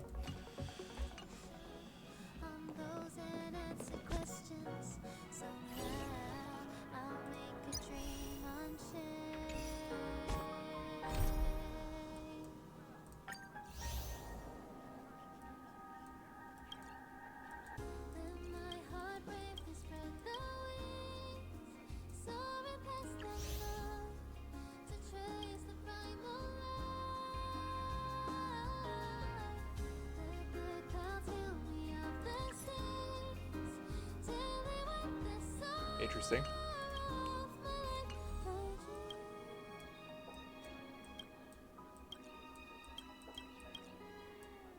Wild. We're so close, I feel like, to being the end of this. But for now, we'll call the stream here, because it's been a very long stream. It's been about 4 hours, and I did 51 minutes earlier. And we'll probably finish this story next time. Alright, YouTube, that's going to be it for today's episode. Let me know in the comments what was your favorite part of today's episode. Boy, Sunday, I never trusted you. At least I don't think I did back then. But, just the bad guy vibes. Also, Mr. Gopherwood is just evil. And, yes. For everyone to live in peace and harmony, they must run away from reality and live in the dream. Live in the dream or living the dream? Live in the dream. So they're not going to be alive anymore. No, they'll be alive in the dream. But their physical bodies, they'll never wake up.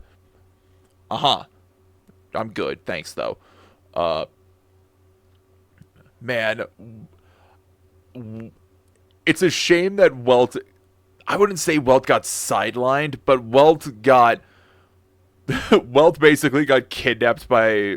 Welt and Robin basically got kidnapped by Sunday here, as well as the Dream Master. God damn it. Oh, I hope Welt's doing okay. Also, Robin, I wonder how betrayed Robin felt when that happened. That sucked. Also, Argenti showing up was such a wild card. It was not on my bingo card for Penacony, and then he showed up, and I was like, what the hell? But yeah, I really don't have much else to say past that. It seems like we're nearing the end of this Trailblaze mission, especially after today. It seems like next time we're going to go fight Sunday. But yeah, I hope you all enjoyed today's episode. I hope you all have a good night and good day wherever you may be. And don't worry about your spot here at the tavern. We'll keep it open for you. Bye, folks, and I'll see you all in the next one.